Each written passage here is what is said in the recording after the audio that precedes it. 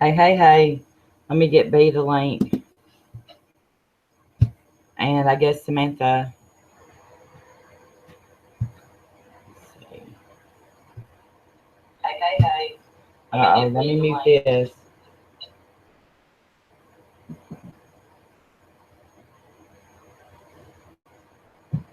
Hey, Kit Kat. Hey, Southern Girl. Holly. My cats and dogs are fighting. If I miss somebody, I'm sorry. I'm just trying to get this set up.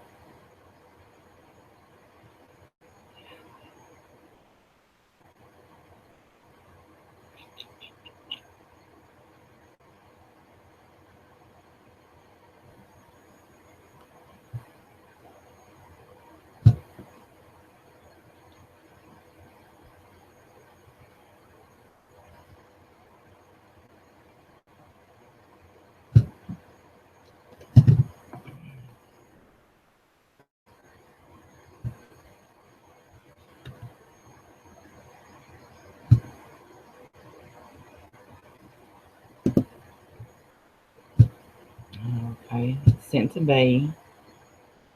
Now I'll send one to Samantha. My cat's probably going to run across the computer. Don't do that, baby. Come on.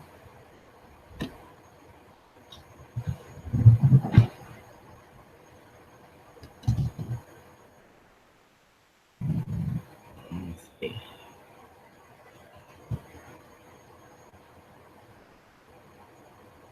Y'all, I'm not ignoring y'all. I'm just trying to get this.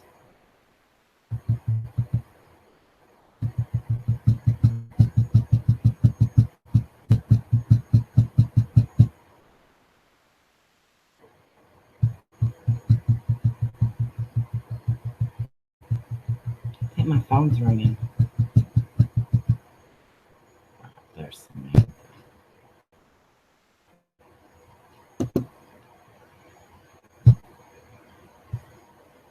Okay, I sent Samantha the link.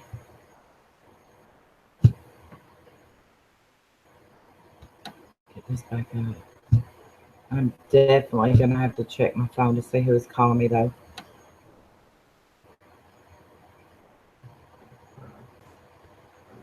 Hey, you there? Hey, my love. Was that you calling Hey. me? Huh? Check my phone. No, I it got wasn't I me. gotta go check my phone right quick. It wasn't me. Okay.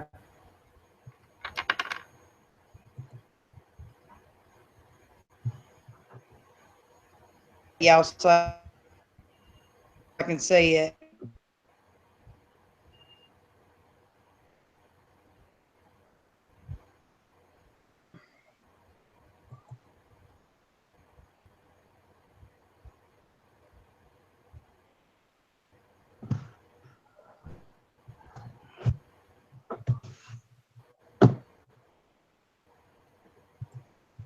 Damn it. I can't see any of the chat, y'all. Hang on.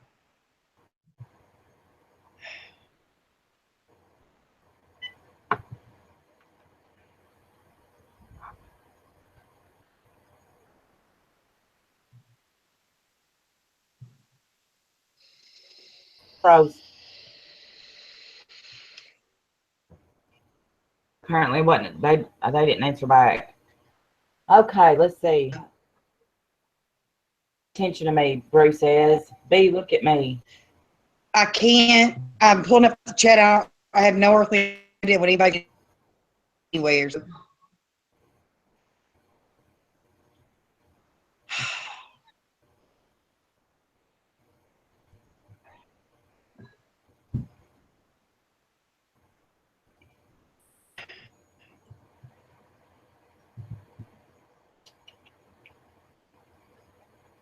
Oh, I thought Bree was gonna say something, like he had something to. No, I think he's just. I just want to jump straight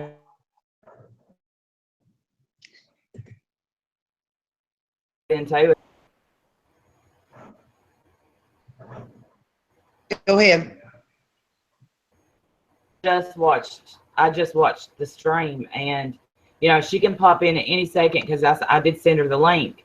But you know, as far as her saying that I keep her name in my mouth, no, I made one video about her.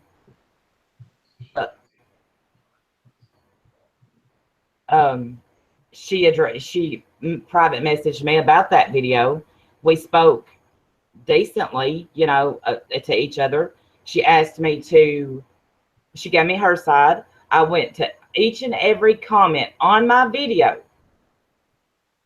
and said, you know, and said, look, I've got both sides now. There's always more to it. You know, I didn't dog her whatsoever in the comments of that video. Took up for her. And hey, everybody, I'm sorry if I'm missing y'all. Us bitches, I know it, Kathy. So anyway, we spoke a little bit about addiction, and we spoke about our children and stuff. So her saying that I keep her name in my mouth, and her saying that I don't know, she says she don't lie, but that's a flat out lie. Flat out lie. Then this morning I wake up and she had tweeted about me and you, which is how this got started. So hold up, y'all. Hello. Hey. What's wrong, baby? She is at Tanya's, and Jim's on his way.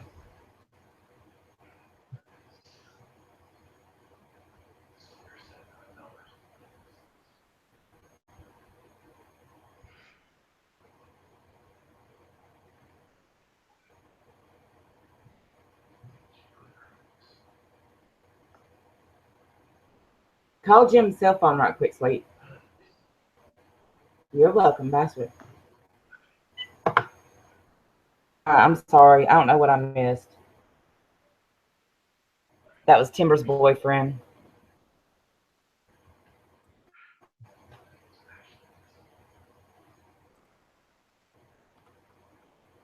What did I miss? I see Samantha. Sam's there. Yeah, I'm here.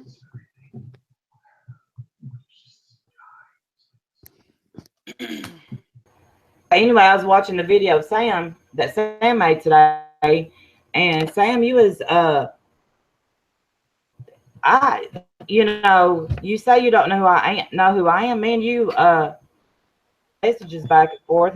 Did you forget?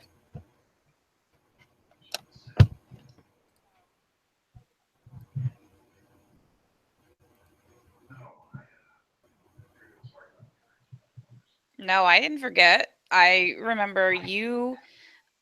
The first time I ever heard your name, saw your face, knew anything about you, you made a video and you were talking about the shit. Oh, hold on a second.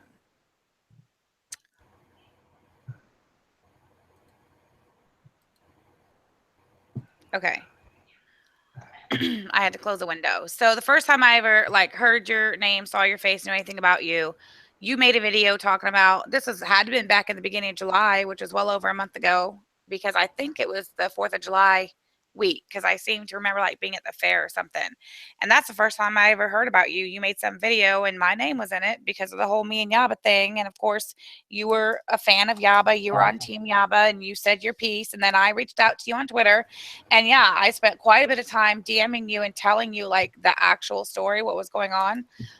And then you were like, oh, okay, well, thanks. And I'm like, all right, well, shit, I don't give a fuck. At least now I told her, because see, it bothered me that you made a video talking about me and like talking bad about me when you didn't know the whole situation. Like, Randy, were you around way back in January, February when the first little shit I had with Yaba jumped off, or are you late to the party? Like, where do you fit in here? That's how much I don't know who you are. Yeah, you and I had that Twitter DM where I told you my side of the story after you made that video. But outside of that, Randy, I don't know the first thing about you. I really don't. And what started this today was that tweet you sent. You sent out a tweet about me and B. Yeah, I did. Yep, because y'all went on a live stream last night, didn't you? And I know for B, 5 minutes, and I excuse, I was on there for about, I don't know, 5 minutes. Had a family thing come up, and I left. Decided to put my name in your tweet, which is why I retweeted it. Join us at 6 o'clock.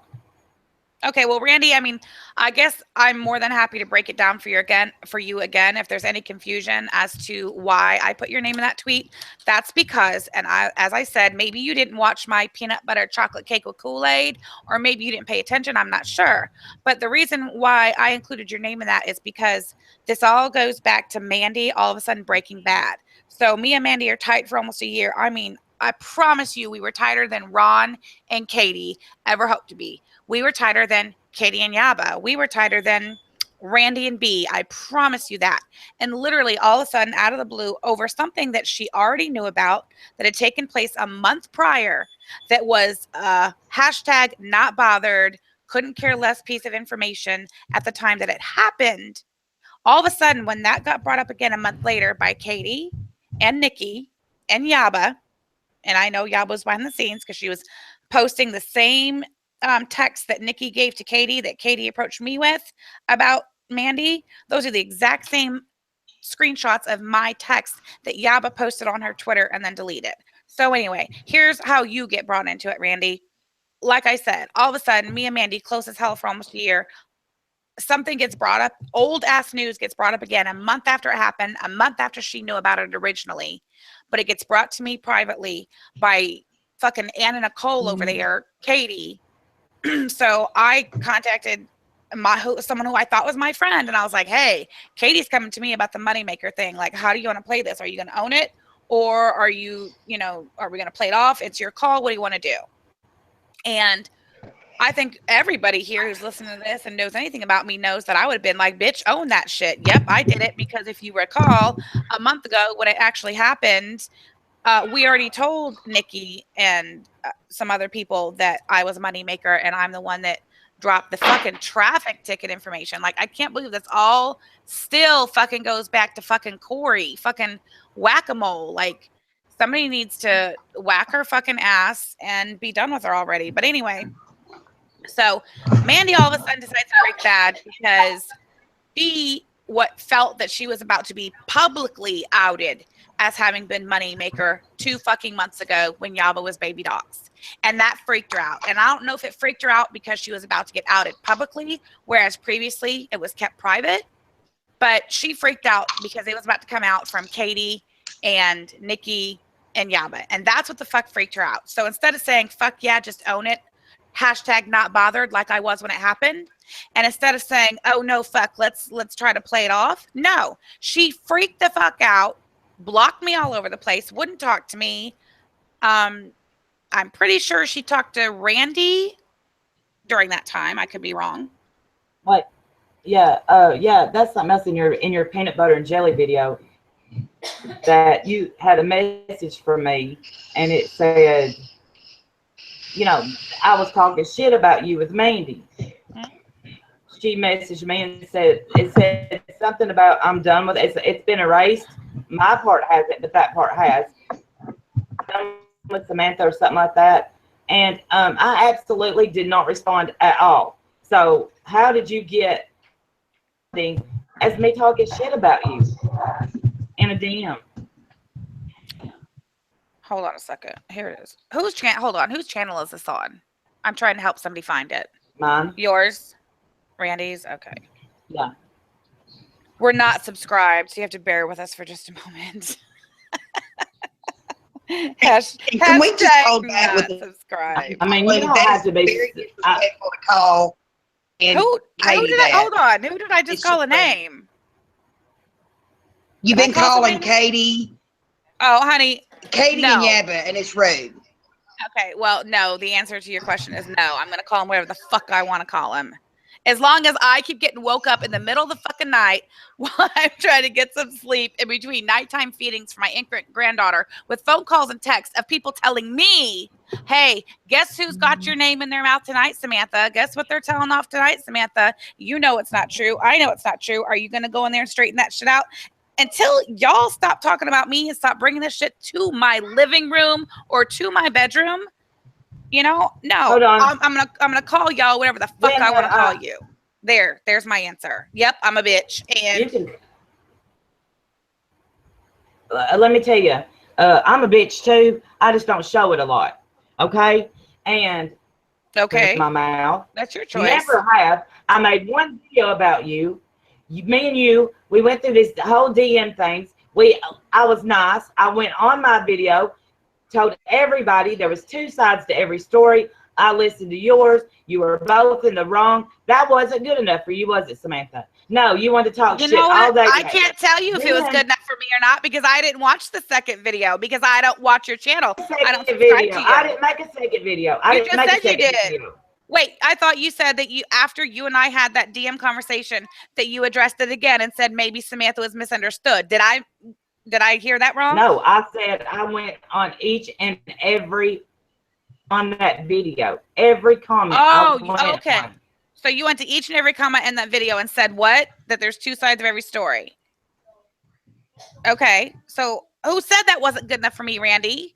This, you and I today has absolutely nothing to do with that, Randy. Nothing. I don't know why you want to try to tie the two together, but I'm here to tell you right now, you have nothing to do with anything. Because you went on there and you're like, I don't know who Randy is. Because Randy, that's all I know of you. You talked shit about me in a video about Yaba. I DM'd you my side of the story. That's the only interaction we've ever had. Is that true or is that not true? So we didn't talk about our children? Randy, when was the last time you and I talked? Go ahead, pull up the DM, read it for all the fuck I care. When was the last time we talked? No, unlike some people, I do not share private messages. Never have. No, I'm not. Never okay. Will. Okay, fine, great. What's the date, Randy? Furthermore, I talked about my child. Okay, you know what? I'll pull it up. I'll tell you when you and I last talked. Wow, because you blocked me and then I blocked you.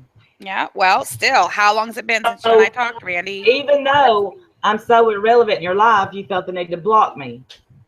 Randy, okay, and I know you know this as a fact that I went through and blocked when Mandy blocked me because she was realizing that she was about to be publicly outed by Katie and Nikki and Yaba for being moneymaker and dropping the traffic ticket. She freaked the fuck out, blocked me. So you know what? I was like, you know what? I don't even feel like doing this without Mandy. Like, she's my friend. This is who I do this internet shit with. So she's not going to talk to me. I'm just going to block everybody who's involved with Yaba, Katie, Ron, like whoever. I just blocked everybody that had people in common with them because I was like, I don't want to do this without my friend. And then she and I ended up making up and everything was fine. And so then I went and unblocked initially. I unblocked only people who I might have, whose names might come out of my mouth. And I even tweeted that. And I'm not a tweeter deleter, so go find it. Anyway, to answer my earlier question, the last time you and I spoke was on June 30th. So it's been over a month since you and I spoke, Randy. And in that time, I have not watched your videos. I obviously have you blocked on Twitter, so we don't interact there, do we? So you and I really don't know each other that well, do we? Like, I don't know what your channel's about. I don't know where you stand on the Katie and Bunny thing, nor do I care. My point to you is, when I said I don't know you, Randy, and you don't know me either, do you? No. But so why did you tweet about me today? Your name ain't came out of my mouth. Oh, you're right. I forgot why I included you in that tweet. Because as I said on my peanut butter chocolate cake with Kool-Aid, is that Mandy, my former friend Mandy, when she broke bad, she immediately turned and decided that she needed to get in bed with Katie and Yaba. And how did she get there? She went, Randy, to you first. And then she went to Tracy and she told both of you, tell Katie that I cut Samantha off and that I'm worthy of being on her live stream now. And I'll tell everything I know. Go run, tell that, Randy and B. And guess what? You both did it. So that's why both of your fucking names was in my mouth today. Are there any more questions? Are there any more questions? Oh, yeah. Shit. Fucking liar. I never said shit. Never responded to that when she told me that. Never went to Katie and said a damn word. You know why? Because I don't give a damn. I don't care. I liked Mandy. I've always liked Mandy. Only thing we've ever messaged about was recovery. So don't you sit there and tell me something I did when I didn't do it.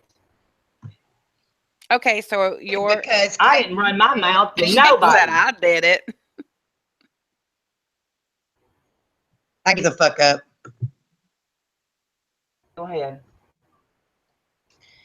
No, I'm the one that messaged Katie because Katie had Mandy blocked, and she asked me would I tell her, and then Katie asked did she want to be on.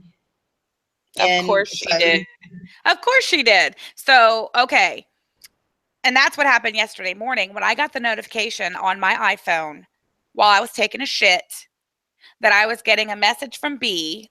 B and I know each other from the past as well. So I was like, okay, it's not, completely unfathomable that B would be DMing me on Twitter. Maybe she has something to say to me, because when I saw B just last week in somebody else's stream and she was on the panel, she was all nice to me, weren't you, B?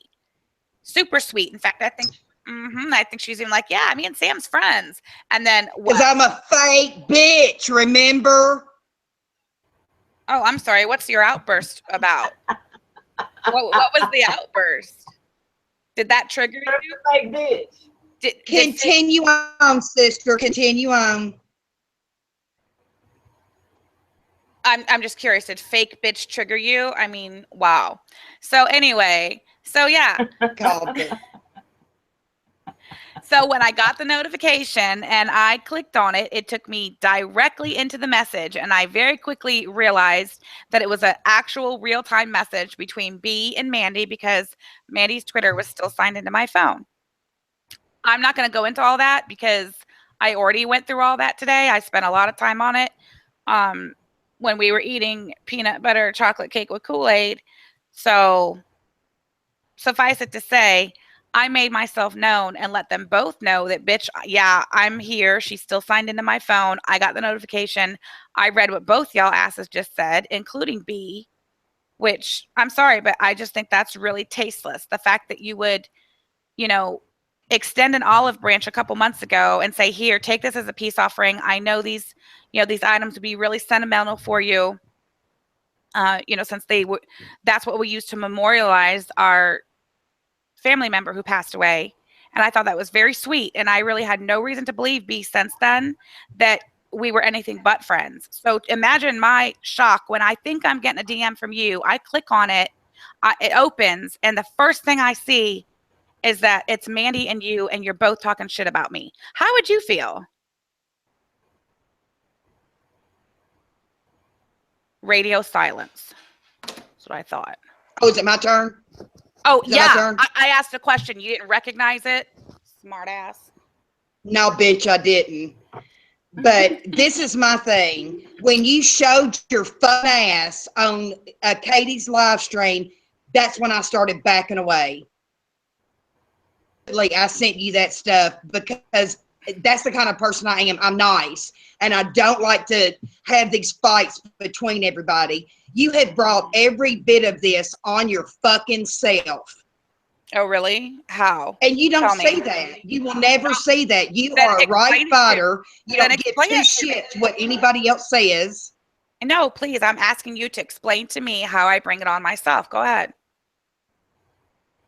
Yes, no? It's right here. You're a right fighter. You have to be right. You give no fucks what anybody else thinks, just so long as you're right. Just like if somebody don't quote a goddamn comment verbatim as the way you remember it, then we're fucking liars. Bitch, please give me another one. I'm sick of that shit. I'm not a fucking liar just because I don't remember it goddamn verbatim the way you remember it. Wow, that was quite the outburst. Absolutely. Absolutely it is. Because I'm sick of your ass. I'm sick of your ass going on everybody's live streams talking about what a scum I am. But guess what? You got hit with what? Hold B on. is neutral. B is nice. Hold on. Because I am, bitch. Okay, first of all, everybody's live streams know. So obviously you were on Takedown Man's channel and you saw Madam Smith's live stream. Great for you. The only other live stream I said your name on was my own. Both of these occurred today. So settle down. I'm not making the YouTube fucking circuit slandering your name all over fucking YouTube. It's really not that serious. So is there anything else you care to say to me on it? No? All I know is you messed up a friendship with one of the best people I've ever met in my life, Sam. That's what you've done. Are you talking about Mandy? No, I'm talking about B. I mean, I don't know Well, Mandy well no. enough. I don't know. B and I weren't friends. Ask her. She'll tell you that. Who? So I said B and They I weren't friends. Yeah, according But to she B, sent you we weren't money. friends. She sent you money. She sent you gifts. You cussed her out. Then she extended yet another olive branch. And now you go around talking shit. Of course she talks Oh, shit Randy, about you in a hold DM. on. Why are you leaving out key points? Why are you leaving out extremely important pieces of context here and actual events? You're leaving out events, and that's what the fuck pisses me off about all of you motherfuckers. Randy, B, all of you Don't lump motherfuckers. me together with nobody. No, When you I'm don't going watch to my because you shit, just you're not did it. subscribed to my shit. Randy, you don't have to lump me with anybody. You don't know me. You just did it. You just think did it. is You that just I'm some did it. weak bitch that's gonna sit here and let you run your mouth. That's what I think you think. No, you just did it, Randy. I don't need to watch your show or your videos or whatever to be able to speak on it because you just did it. You proved my point. I honestly don't need you and your 6 subscribers to watch my shit. Okay, so are Randy, you going to deny that you didn't she's leave not out worth major it. pieces? Drop her. Hang up on her, Randy. She's not fucking worth this shit. Bitch, then don't fucking come in my goddamn Twitter inviting me again. Fuck both of y'all. I invited her. You asked me to come on. Fuck I got a man that fucks me, bitch. I need your fuck.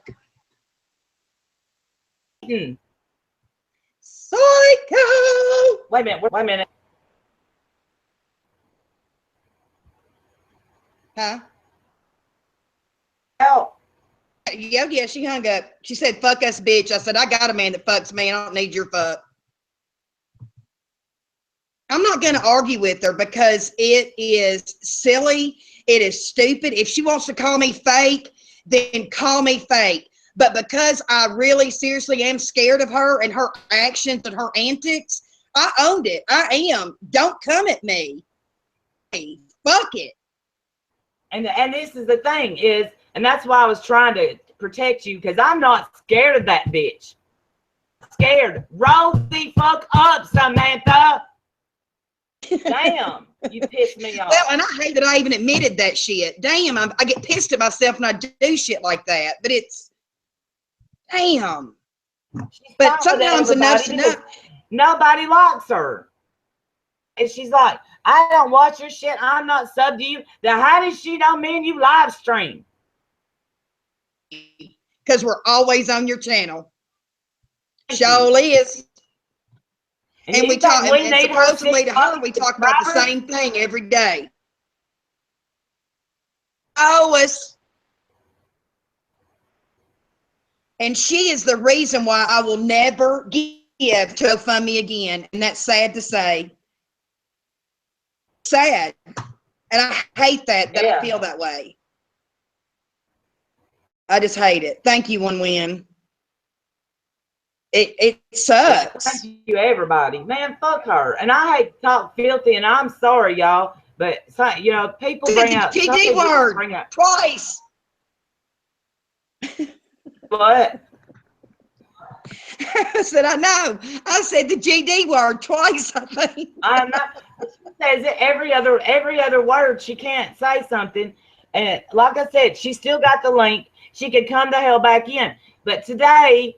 You know, she said that I tweeted, and I did tweet this because it was funny as shit. Somebody called her Granny Thug. OMG, hashtag Granny Thug. And if y'all put a 1 if you think her being Granny Thug is funny as shit.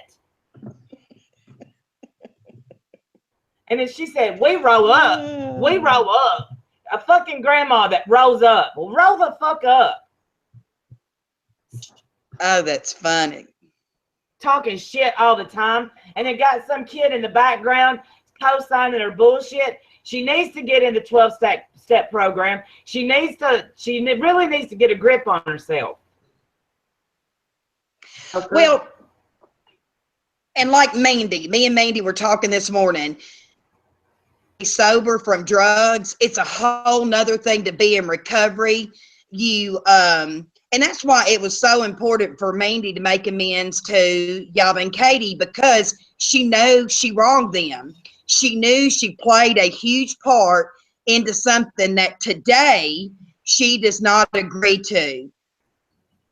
So 9 months ago, 3 months ago, she may have been all up in the middle of it, but today, and it's all about making amends, and that's what she did to Yaba and Katie. They accepted her apology, and let's move on. Some people just will never, ever move on. Just like Sam still talks about the Yaba shit. It's like, damn, when was that? 2 months ago? 12 months ago? I don't know, but it was a long time ago. And B, I know you ain't scared. Now, she can't hurt you with words. She called you a C-U-N-T. I've been called a hell of a lot worse by a hell of a lot better people. I don't let no ghetto-ass trash bother me. My house is paid for. My vehicles are paid for. My husband loves me and's got a good job. I got a shitty job, but I make good money. Fuck her. Well, and I'll wear that shit. I've never been called the C word in my real life. I really never haven't. And I guess that's why I took such offense to it, because it is such an offensive word to me. Because in real life, I really am kind to people. I don't have a reason to be this ugly. And if I'm fake because I didn't go to her directly and tell her that I don't want to be your friend no more, that's why she called me fake. Well, you know, I also didn't go to her and ask her for a thank you. I don't do that shit. That's not the way I am. That's not the way I was raised. I just kind of sit back in the wallpaper, you know. I don't know. It's insane. It's absolutely insanity. And I've drank too much Coke and ice cream because I'm fat, and I got to go pee, but I'll be right back. All right. Was what I wanted to bring, you know, and I was going to bring it up to her if I'd stay calm, and I really meant to stay calm, is she was, they touched on it, you know, if she would understand the program, the 12-step program, she would understand where Mandy was coming from, and probably they could have worked their crap out. But now, you know, it's not going to happen. She's mad because Yaba and MFW forgave Mandy. That's what's happened. Thank you, Lynn. But I think she thinks I'm a little country girl that's going to sit back and yes, ma'am, and yes, ma'am. And that shit don't happen. Because you know what? If somebody rolls the fuck up, they get beat the fuck up.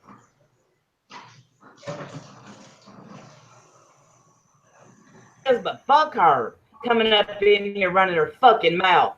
Like, and then naming her, what is it, Kool-Aid and fucking peanut butter and jelly, stupid ass shit, talking shit, fucking viewers. That girl back. Off the subject, though, look at the shirt my daughter made me, though. Look how cute this is. Oh, I love it. Isn't it so cute? My birthday, but anyway, go ahead. It just... Oh, I'm sorry. She's like, oh, I asked her if she'd come in here and be normal, and then I like a damn lunatic. But look how loud I was screaming. You want to? Yes, bro. Yes, we do. Yes, we do. And a cookie. Group hug, please. If you want to know what's really bad, is I want her to pop back in here because I don't feel like I'm done. That's what's sad. Is I want to tell her all about herself. All right, Samantha, you stuck as a freaking human. Nobody likes you. There may be 12 people in your real life that tolerate you. Nobody likes you. Bitch, you tweeted about me today. That's how irrelevant I am. I've been in your mouth all day. You're on your fucking stupid peanut butter jelly video that only 6 fucking people watched. You stupid fucking bitch. Roll up. Bitch, roll up. We roll up. Grandkids strapped in the car seat? What the hell? I can't help but laugh. Poppy. Unban her. Unban her, Kathy. No. Talk shit. Oh, to Kathy Vanner. Oh, Lori, you didn't miss a whole lot. Just me and Randy acting a fool against. Talk shit. If I'm gonna talk shit about somebody, they ain't gonna be banned. Because I'm not like that. You all the time. I will say it to somebody's face. If I don't like you, I'm gonna tell you I don't like you. I don't like her because she acts like trash.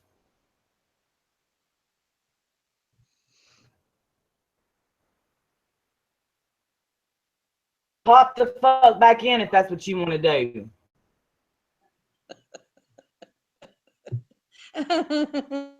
Talk to you like that, Betty. After how good you was to her, she ought to be. Damn, that pisses me off when somebody's good to somebody and they shit on them. It wasn't necessarily that. It was just that felt like I should have went to her and told her that I didn't want to be friends and that we were talking shit about her behind her back. But that's just not what I do. I just kind of slowly back away until they forget about me. That's just the way that I am. You know, if that makes me fake, then I guess I'm fake. You ain't fake. Well, that's the bad bad thing. Really messed up a good friendship. That's why I turned mine off. Well, I don't know what to tell you. You could have with you headphone users. No. Then there'll be echo and shit. Hey, girl. You said you were done. Here I am. What's up? I got nothing better to do. Baby sleep, so you have until she wakes up. What? Oh. Didn't you just say you want me to come back in? I said it all. How are you going to tweet? We roll up. We roll up. Roll the fuck up, Sam. Are you asking me a serious question? Are you being serious right now?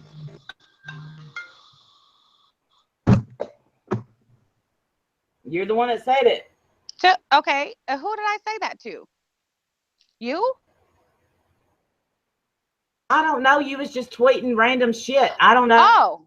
Okay, so I was just tweeting random shit, but you're going to try to tell me, oh, you're the one tweeting roll up. So, again, I asked, did I tweet that to you or about you?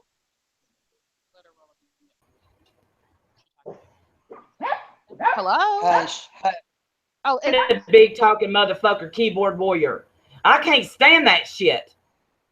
Okay, again, let's go back to this tweet you're upset about when I said, I think what I said was hashtag pull up.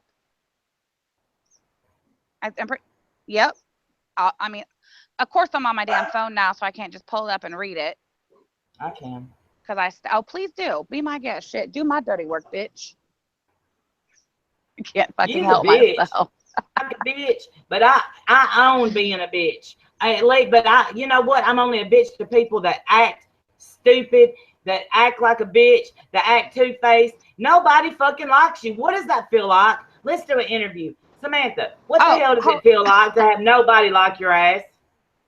Randy, I'll be more than happy to answer that. And first, though, I'd like to thank you for inviting me on your live stream tonight, not once, but twice.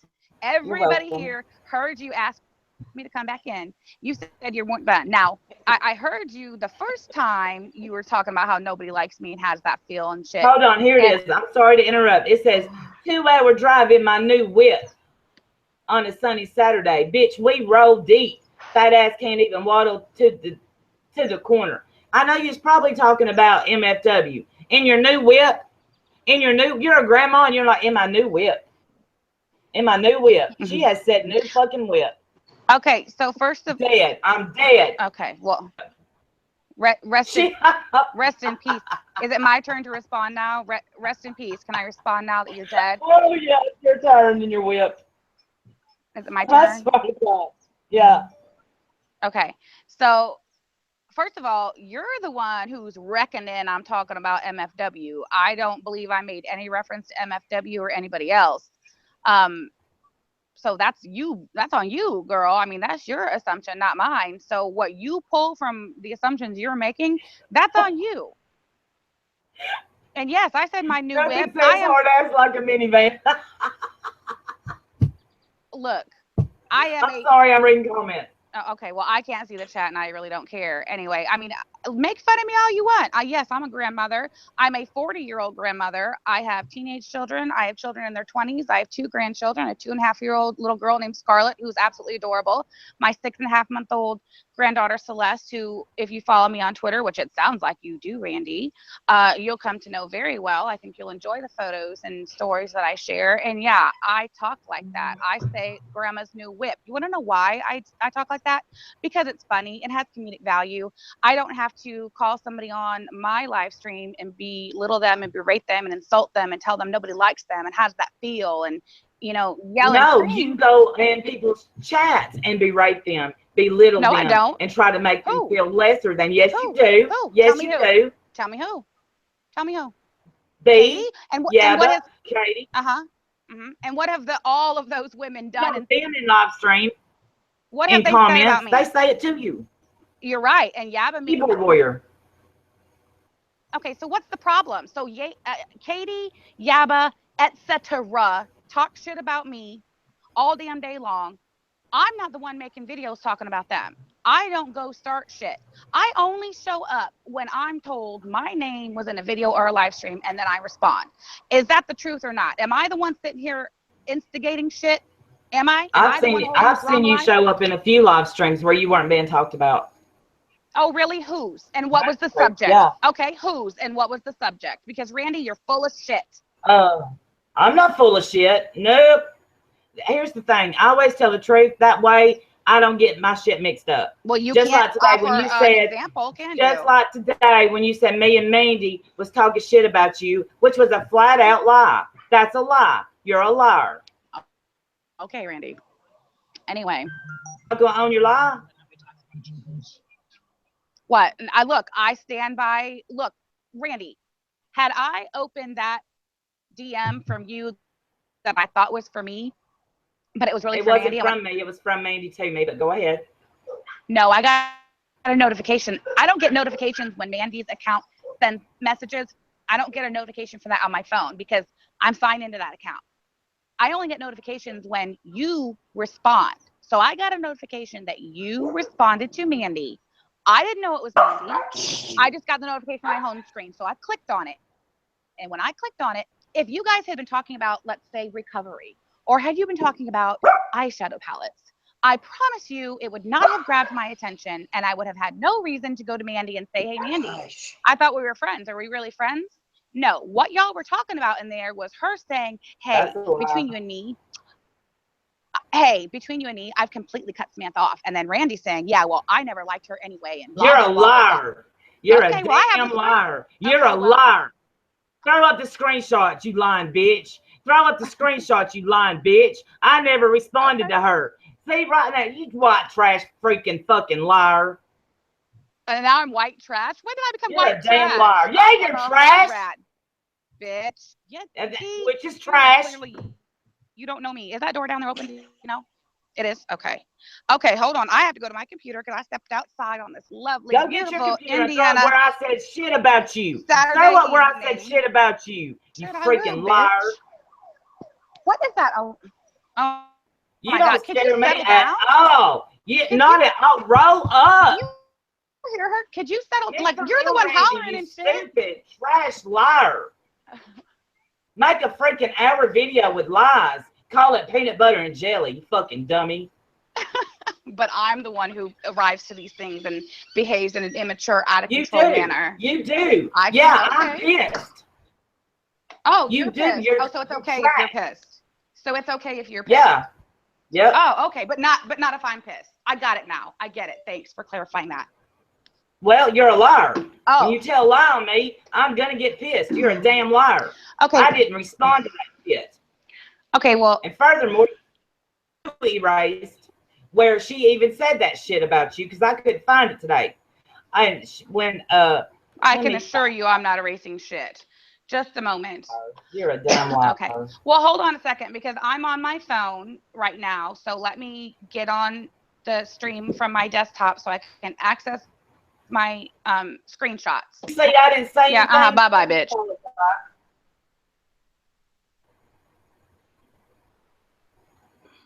Did she hang up again? Let me pull this up. I'll read it. I mean, damn. Hopi, I know, I was laughing. Hopi said, you just sounded like Fred Sanford, fucking dummy. Chocolate cake with Kool-Aid. Are you still talking shit about me? Actually, I was talking to Hopi, fucktard, but you know.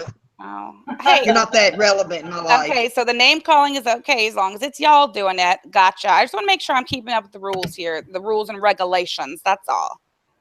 Absolutely. The rules on the R&B show are specifically for us.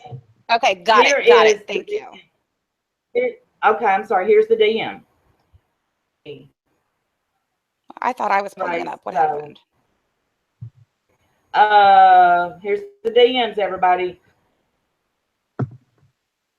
This is about where Mandy, where that Creole guy blocked Mandy, and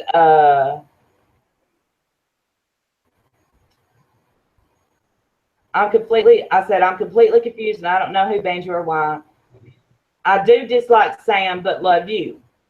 I don't know when that, but I don't know what was said before that. Well, I thought you had it in front of you. How did you not? Scroll up. Because you've erased it or somebody's erased it. Okay, right. Oh, gee, that's funny. Right. You have DMs that came mysteriously. Hold on. You got DMs where Mandy was involved that mysteriously came up erased out of your Twitter DM feed, and so did I. If you recall, you and I have something in common with Mandy. With Mandy, not with me. With Mandy. I'm not erasing damn DMs. And that was on 7/24/17. I said, I hate it too. I'm sorry she used you. She just doesn't seem like a good person.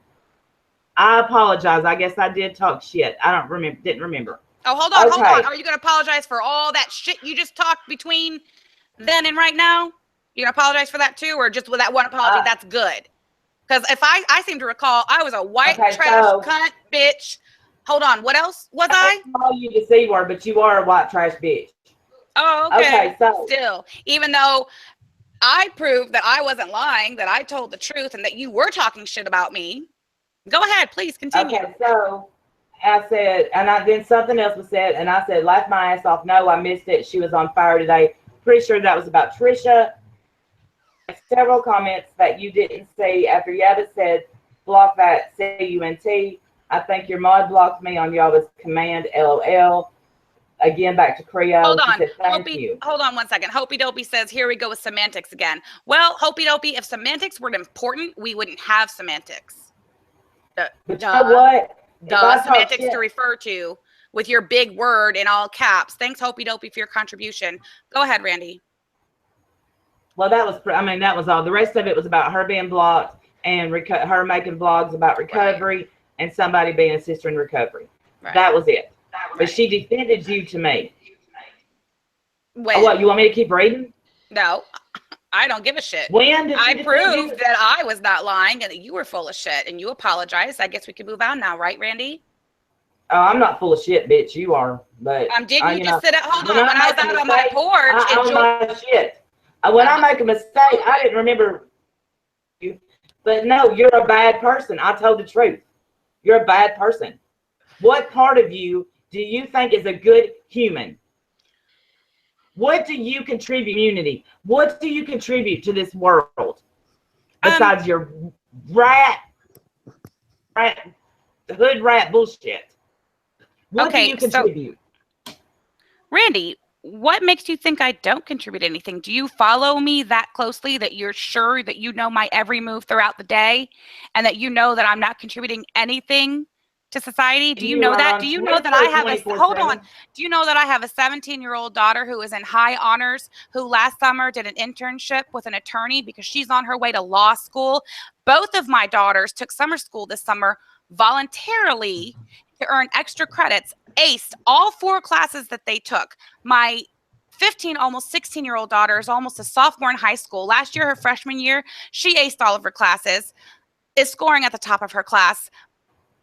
My children and my contribution, okay, what do I contribute? Well, at the moment, I have the care and custody of my 6.5-month-old granddaughter about 95% of the time. So my energy right now is focused on my granddaughter, my teenage daughters, my sister and her kids. Like, we're a big family and we take family very seriously. And right now, that's what we're doing. We're handling our family business. But let's see, what am I doing in the waiting room at the doctor's office?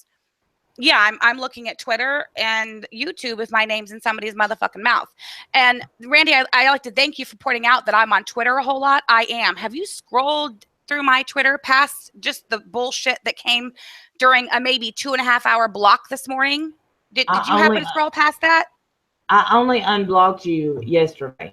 Okay, so you don't know anything about me and what my regular Twitter usage is, because I'm going to tell you what it is. No, it's pictures of my family. It's pictures of my granddaughter. It's pictures of what we are doing throughout the day. So you can take your opinion of me, Randy, and you can shove it up your ignorant, over-opinionated ass, okay? You don't know me. Okay, the bitches in your chat. I know you're about to cry. I can hear you quivering in your voice. I know you're about to cry, out of your fucking mind, bitch. I'm not about to cry. I'm solid as a rock, as always, and that's why you're a bitch ass can't stand me. Fuck off, bitch. Is there anything else you want to talk about? But anyway, whenever you followed me and I followed you, because that's what happened, and then you blocked me because I like Yabba and Katie or Ron or whatever. Are we hashing this out again? Great. I liked every time you posted a picture of one of your family members. Every time. Then remember, we had that whole carpet shampoo conversation, but you don't know me, right? Okay. So you come on, you have talked shit all day. You think I'm going to sit here and kiss your ass? That ain't never going to happen. Well, Randy, let me ask you something. Now that you've actually gone back to the DM that you were so sure did not include you saying one thing that might upset me, now you've read it for yourself, and can you at least admit that you can see where that might have upset me at the time? Because I thought you and I were cool. You're right. Absolutely. Okay. I can admit that. So there's your answer, Randy. That's why I'm fucking pissed off at you. There you have it. But why are you coming at me? Why are you trying to come at me and make it sound like I don't contribute to society? If you have seen pictures of my grandkids and my family, you can see. Hold on, no, I'm talking. You can see that we live a good life. We're not dirty people. We're out in the community doing things like doctor's appointments and going down to the river to spend time with the family and going out to eat and whatnot. We're not trolling the trap houses in the hood. That's just something I talk about because, one, it feeds the trolls because they like to say that shit about me. So I give it back to them because that's how I show them, you know what? I'm not bothered. And I think it's hilarious that y'all think I'm nothing but a hood rat. So I play into that because, you know what? I don't take everything so fucking seriously. I like to laugh at myself, and I think it's fucking hilarious. But you, Randy, since you're saying, yep, I see, I've liked your pictures of your grandkids and whatnot. So you actually have taken a glimpse into my life and who I am and who my family is. But here tonight on your stream, not 5 minutes ago, you were questioning me and what I bring to society and what kind of lifestyle me and my family live. Shame on you, Randy. Shame on you. Anything else you want to talk to me about? Yeah, you did, because you're full of shit. Anything else you want to talk to me about? I know you got anything else to say, because I know as soon as you leave here, you're going to be in everybody's chat room running your mouth. So instead, you know what? And if that's what you think of me, Randy, then fine. That's what you think of me. I've seen you. It's not what I think. It's what I see. Oh, Lord. You're not going to talk about B and nobody stand up for her. Well, I don't know why anybody would be scared of you. I don't get it. You're all mouth. I didn't say anyone should be scared of me. B said she was scared of me, and I'm like, damn. Okay. I mean, I'm not, you're taking this whole people don't need to be scared of you or people shouldn't be scared of you thing and putting it on me. I never said anyone should be scared of me. Those were B's words. Talk to her about that. B, if you're scared of me, I'm sorry. I'm a loudmouth ass bitch. When somebody comes for me, I fucking bite back until I put the motherfucker down. That's my personality. I apologize to all of you who can't stand me for it. Okay, but I never said anybody should be afraid of me. Those were B's fucking words. Fuck out of here with that, man. Well, I'm just saying, she don't like to be called names. You came at her with names. I'm going to stand up for my friends because there is, there's nobody in this world that I'm scared of. You either beat ass or get your ass beat. I know that you say that on your videos all the time. It's a nice little catchphrase. But B, I don't know why you're scared of me. Oh, I thought you didn't watch my videos. Ha ha ha. B, I don't know why you're scared of me. I mean, yeah, when you said something publicly about me that you should not have said, you admitted you should not have said it. Even after I showed you, look, you were wrong. Here's your error. you know, you were still like, nope, nope, nope. And then finally, like I said, you and I came together. You were like, oh my gosh, I'm sorry. I apologize to you too. B, did I not sincerely apologize to you as well? Or did you not? What are you talking about? I wasn't listening to you. Before you sent me the box full of fleur-de-lis home decor. Oh, absolutely. And I even said that we made up and all was good. When I started backing away is when you came on the live with Yaba, which was after that. Okay, and B, did you ever come to me as what I thought you and I were a friend and come to me and say, hey, you know what? I didn't really like the way you acted on that live stream. Maybe, you know, I don't really want to be your friend. No, you said you backed away, but whenever we crossed paths on chats or whatever, you were still friendly to me. How was I to know that you didn't like the way I behaved? Because I'm fake. Chat? You said it. I am fake. Oh my God. Okay. Well, I don't know how many times I mean, I was asking a serious question. If you just want to give a smart ass remark like I get for my teenagers, then I can't. You say the names you call Katie and Yaba. I got to say it. Somebody a bitch, want to call. But when you put those names, it's to me, it is ridiculous. And it shows the level, you know, whack-a-mole, really? Really? Okay, so your problem is that I call people names or that I come up with nicknames for people. Am I literally the only one in this merry little band of YouTube assholes that calls people names? Like, really? No, I'm not. Yes. I don't go searching out comments. You don't get around very much, do you? Fair enough. You don't get around very much. I'm the only person on YouTube that you ever see give people nicknames. Okay. Cruel nicknames. Cruel ones. Anybody can tell you, I don't go back to the comment section. Several people have asked me, did you see what was written on this video? No, because once I leave my comment, I don't go back. I don't have that kind of time to go back and read comments all day, every day. Hell, I still haven't gotten back to my comments from Thursday's video. I'm not sure who was asking you to go back and review comments. I'm just saying in general. That's why I don't know what people say. But I have seen you say that, and that's a huge problem for me. Maybe because I've been called names. I don't like it.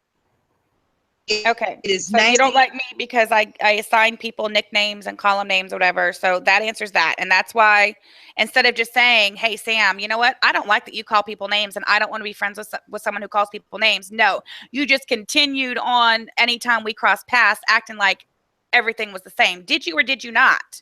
Am I making that up? I've already said that. I've already answered that. So then you can see why I'm upset with you too. Yes? That's fine. And you can, that's fine. Is there anything else you and I need to talk about? I've said that. I don't go to people. I don't like confrontation. So I was not going to go to you and say, hey, I don't want to be your friend. I'm not going to do that. That's silly to me. I just slowly back away. Well, you know what? Maybe this can be a life lesson. Maybe this can be a life lesson for you at age 49 and for everybody else that, you know, if you're friends with somebody and they do or say something that you don't like and that you decide, hey, that's a deal breaker, I can't be friends with this person, be an adult and go to that person and just be like, hey, you know what? In fact, listen, and this is the honest to God truth. And I've saved these text messages since March or April, and this has nothing to do with anybody on YouTube. This is somebody in my personal life, but I've saved these messages from whenever it happened. I think in March, actually. My best friend since I was 15 years old, the first person I ever met when I moved to Indiana as a freshman in high school in December in the middle of the year, and I had to start school. Nobody talked to me the whole first day of school. I was this weird kid from Florida, and in my last hour class in high school math, this girl came over and sat next to me. She goes, I'm so glad you're in my class. And she and I were best friends from that moment on. She was the godmother to my oldest child. You know, I mean, we were sisters. And that was at age 15. I'm 40 now. And just this past March, I had to make the decision and tell her, you know what, Jennifer, I no longer care to carry on this friendship or preserve this friendship. And I'm just going to have to end this here. I respectfully told her why. And we were done. And I actually saw her for the first time ever today since that night that I ended the friendship at the gas station. And she didn't say anything to me. I didn't say anything to her. We've moved on. So, you know, that was 25 years. We've known each other 25 minutes. Come on. I've already said that wasn't how I was raised. I'm not going to change it fucking 49, 59, or 69. That's the way I've always done it. That's the way I'm going to do it. I don't like it. I just walk away then clearly until I'm done. You do you, and I'll do me. How about that? You're right. So we can just agree that your mama raised you one way and my mama raised me another way. Okay. Anything else, anybody? Now that I got something to say. I got, since we're doing life lessons, let me ask you this. Whenever I was calling you all those names, how'd it feel? I was actually laughing. You'll probably hear it on the playback because I was just like so flabbergasted that like every time somebody, I've never asked to go on anyone's live stream. I've always been invited. Always, every time I've been invited. So I keep getting invited on these things and the entire chat room is against me. The people that I'm supposed to be having a quote unquote civilized conversation with are screaming and fucking cussing at me.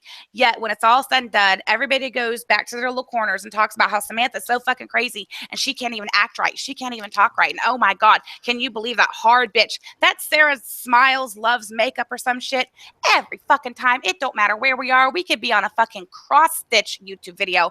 If she sees my ass pop in, she's gonna act a goddamn fool. Every fucking time.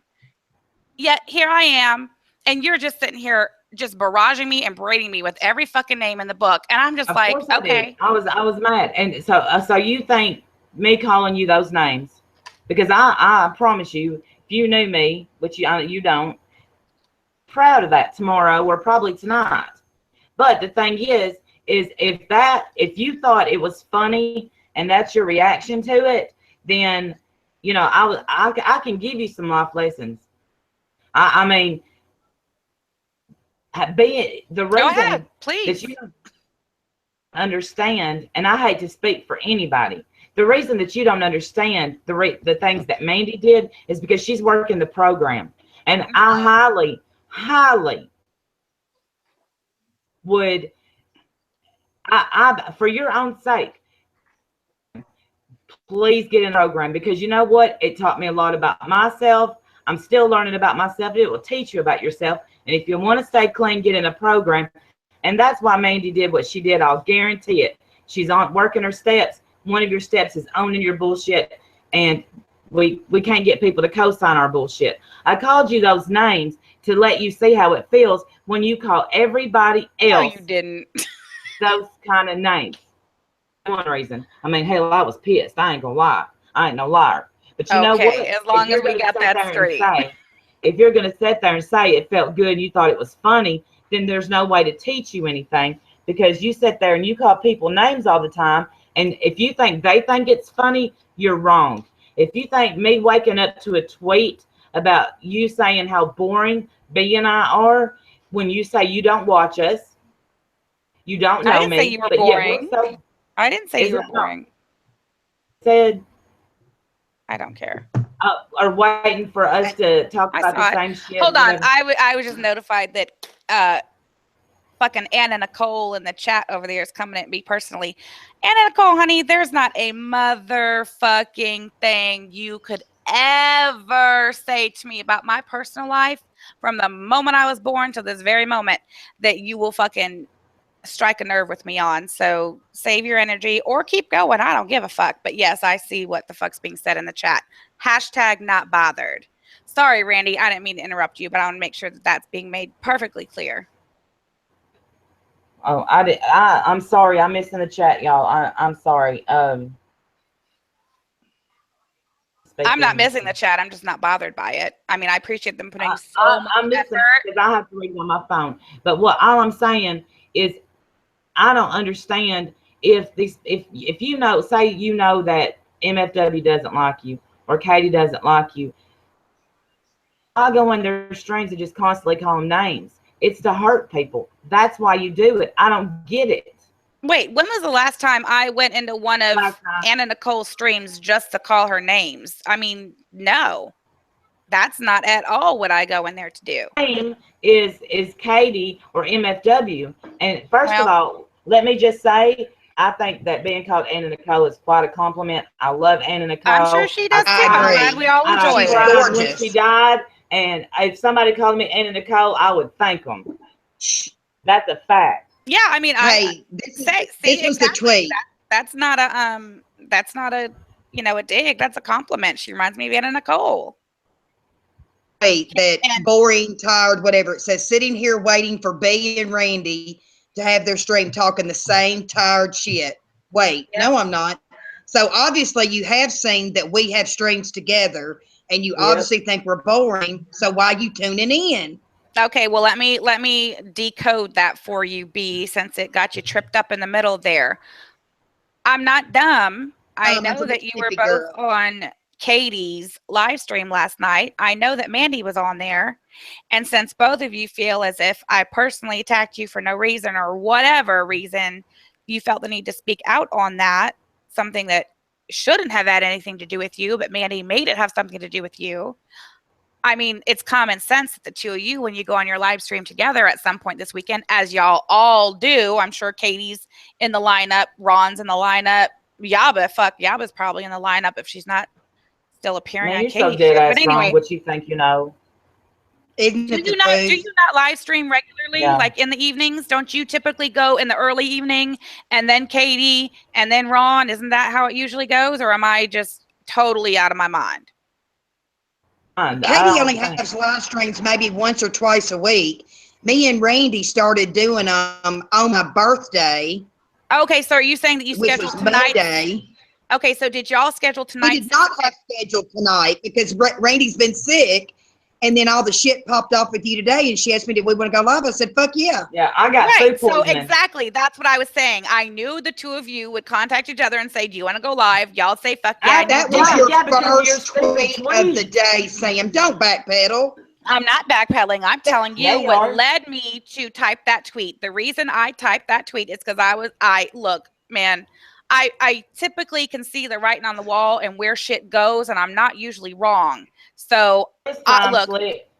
I made an educated guess that the two of you would have a live stream. And what I meant by talking about the same tired shit is that by the time y'all live stream this evening, the whole Mandy, Samantha, DMs, Randy B shit would be old news by then. And guess what? It is. It's so tired. I did my own. And let me just explain something else to both y'all since you want to jump all over this. Peanut butter chocolate cake with Kool-Aid is two things. It's a lyric and a song that I really fucking like right now. And I just like it. And then also, it's the line of the song that we sing to my granddaughter. We call her our peanut butter chocolate cake with Kool-Aid, and it's just a catchy when it's sung properly to the tune of the song. It's a catchy little tune. It's cute. I wasn't trying to make the title of my live stream earlier come talk to me about my Aunt Mandy, or B and Randy and whoever else wants to come abuse me, come in. No. So I was like, I happen to have that tune in my head. My peanut butter chocolate cake with Kool-Aid. And that's what I typed. So there, the big mystery solved. It's not peanut butter and jelly. It's a cute freaking line from a song. Is there anything else anyone wants to talk to me about? Because this is getting old. Well, I mean, Bye, Sam. Thanks for coming in. All right. Thank you. Randy, yes. you're not going to call me back in, are you? I didn't. No, I'm not We're going to call good. you back in. All right. Probably, Well, thanks for having me on.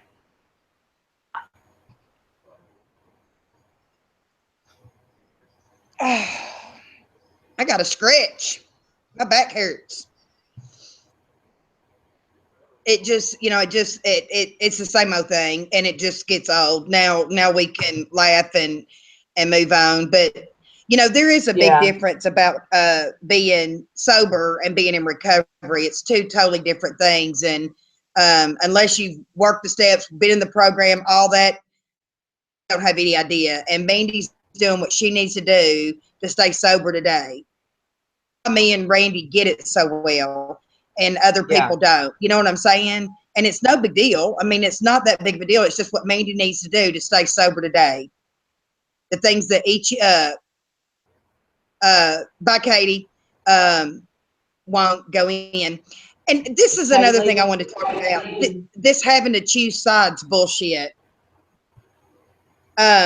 I really do. I don't try to choose sides. There's people I like everywhere, but just because they are having beef with each other, like them, into I'm not gonna go in and bash them. I'm gonna say what I've got to say, and then that's it. But I don't think it's fair that somebody says that I'm one way or the other just because I go into another live stream. You see what I'm saying? I don't think that's fair at all. I've been into one live stream, and all of a sudden, a ride fencer or whatever. You know what I'm saying? Right, That right. She's a ride right, fencer. whatever it's called. You know what a fence rider. A rider fence. No, no, no, no, no.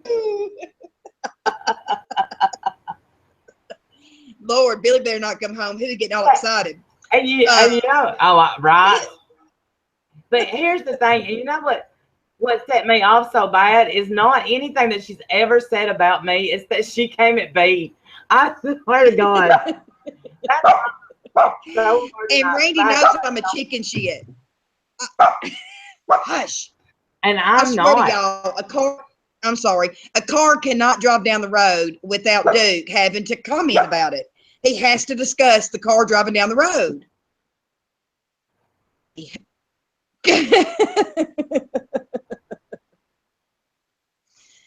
Oh right my now, gosh. Samantha is in the comments saying, "Pull up, Samantha. I know you can hear me. Please just stop.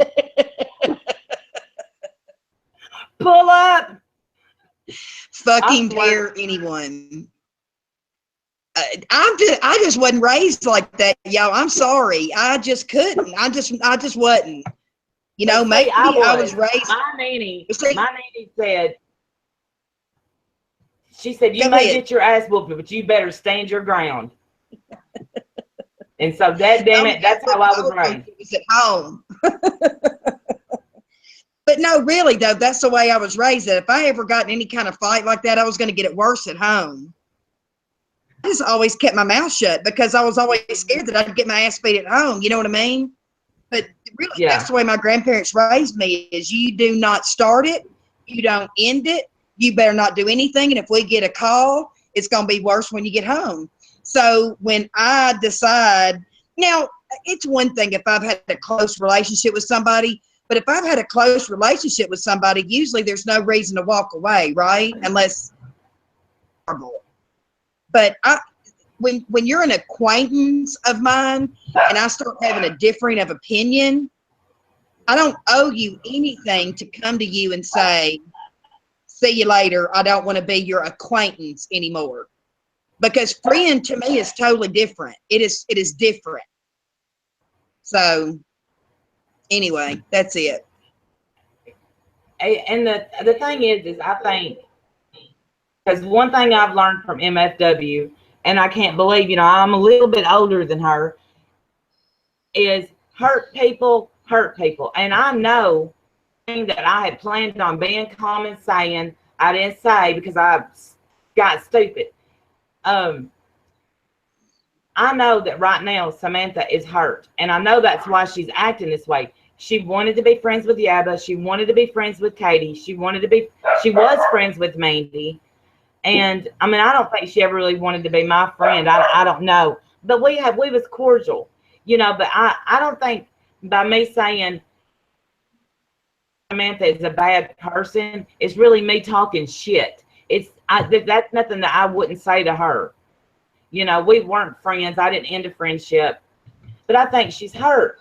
And instead of just saying, you know what, I'm hurt, I'm gonna tell you I'm hurt. Because if, like, I'll put it on here right now.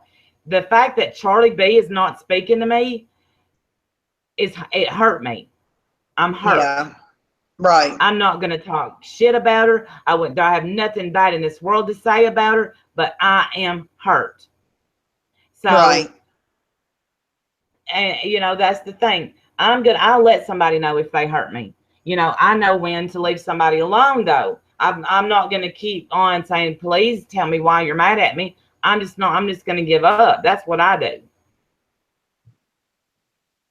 So the fact that, I think right before I got on here, I listened to that video, and of course she talked about my hair, and she's like, this Randy bitch, and was cussing like a sailor in her video.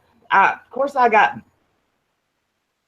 Because I'm telling you, I'm not a badass by any means, but you roll up, and if I don't beat your ass, you're gonna get shot. I mean, that's the damn truth. I'm gonna win one way or the damn other. And I do believe it all goes back into how we were raised. You know what I mean? Me and my husband raised our girls differently. We raised them that if somebody starts a fight, you better not stand there and let them get the best of you. But that was because of the way I was raised. But I also never got into any fights growing up. I just didn't. I was actually very quiet. Believe it or not, I know that's hard to believe, but I really was. But I don't know. Thank you, Kelly. I don't think that it does make me a bad person. I don't. It's crazy. I can't wrap my head around the thought of her thinking I should have private messaged her acquaintance anymore. I don't know. That's just, I don't understand that. But if that's what she felt like she needed, I apologize she didn't get it. But I really, B is a much better person than I am. But much better. No, I'm not. Yeah, you are. I think that's why we two became such good friends. We bounce off each other. You know what I mean? Because when you get upset, I can calm you down and vice versa. Any sense? It's crazy how good friends and we do. It's a yin and yang kind of thing, and it works. You know. It does. I mean, I kind of wish. I wish you would calm me down when I was going like. Because I'm embarrassed now. Now I'm embarrassed. No, don't be. I was going to text you and say, don't let her get to you. But it was, I know, Christy, I was mad. And I try not to do that. I was going to try to just play solitaire while she was going off, but I couldn't. I had to put my tablet down. Y'all had to put it down and get into the groove of it. I got my, and I really do have a lot of patience. And I would love to see Samantha in a program and to because it really makes you, the hardest thing is looking at yourself. Woo, I got some character flaws.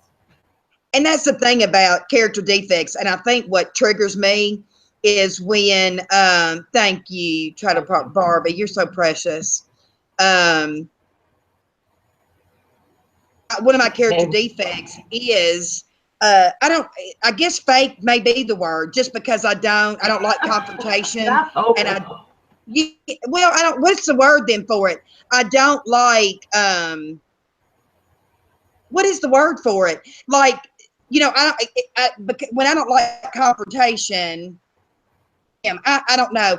I feel like I'm open, but when somebody says I'm fake, it's not that maybe I don't mean to be. Maybe that's it. And that raises my blood pressure quick, because it's like, that's one of the things that I hate about myself. So anyway, it's crazy. Girl, it's crazy. You get along to get along. And that's one of my character flaws is I'm stupid. And I mean, we talked about it today. Somebody set me off in an NA meeting, and I was ready to go. You know, if somebody says they're going to roll up, I'm expecting them to roll up. And if somebody talks about me or one of my kids, especially my kids, it's on. And I'm the one that cries in the corner because somebody hurt my feelings. You know what I mean? Yes.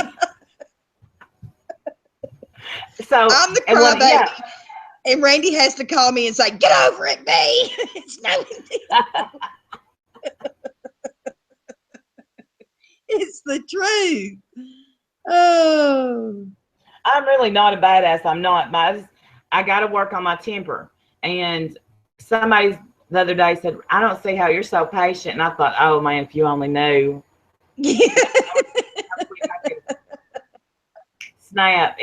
And you know what? If Samantha triggers me but I had just woke up to a tweet. You know, I wake up and I call B. That's my routine.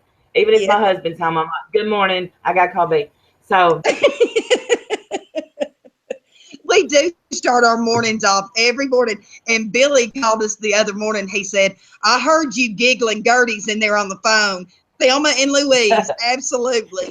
Because it is so funny. The shit we talk about, tickled, but it makes the rest of our day so much better.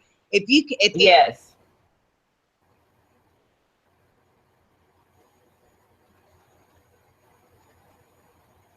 Am I froze?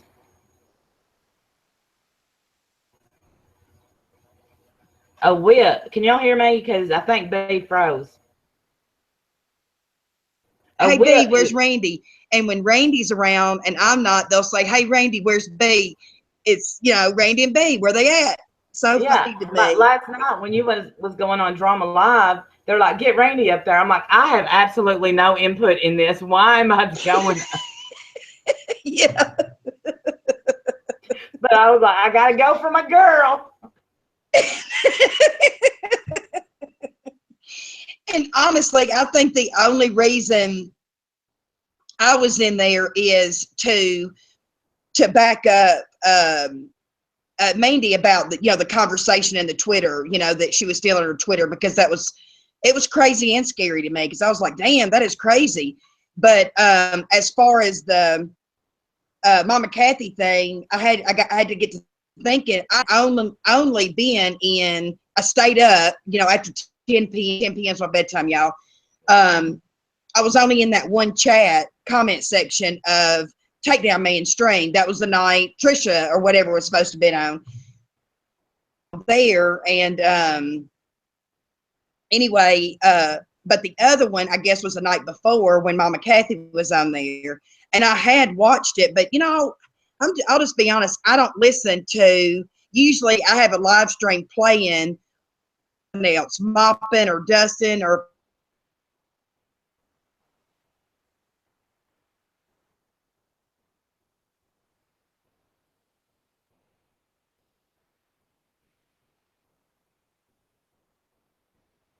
She froze. She's froze, ain't she?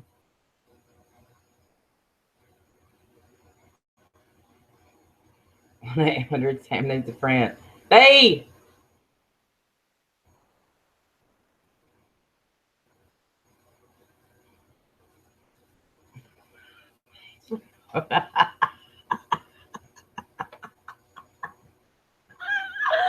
I love that woman.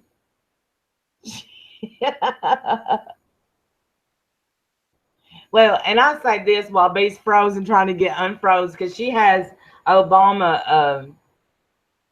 There's two of them.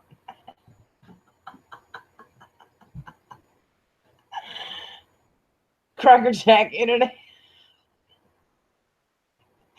Now, even though I do think it's crazy for anybody to let you, I mean, I don't think. Well, yeah, I would. Yes, I would. I'd give B my password to my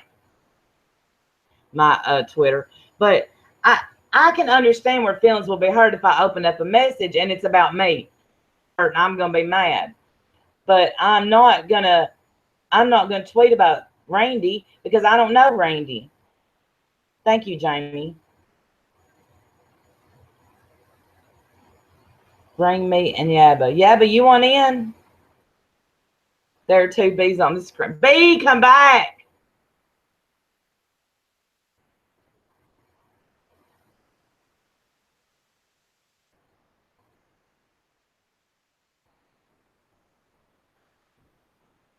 Two B's and one Randy.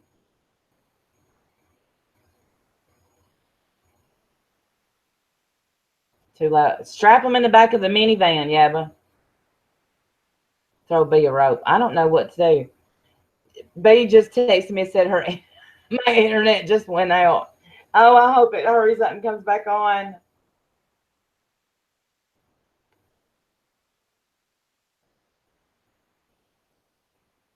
Let me see if she can get it back on.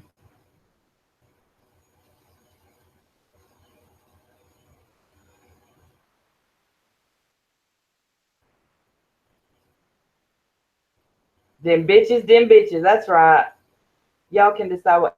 Are you wanting to come in, Mandy? Oh, okay. Y'all know this takes me a second.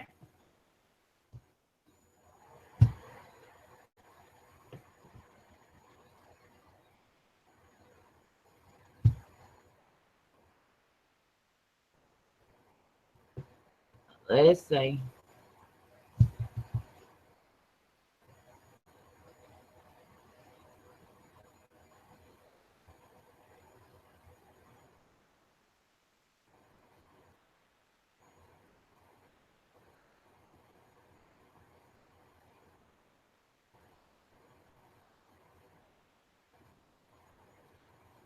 Let's see. Hey, I did not call her the C word. I did call her white trash. Somebody just messaged me and told me what a bad person I am. I did not call her the C word. Who's, I I'm don't back. say that. My Obama internet went out. Well, who said that?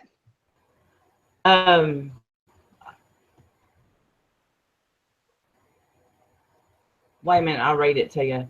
And I hate to do this because, no, wrong. Oh, this is the wrong one, Mandy. Hold on.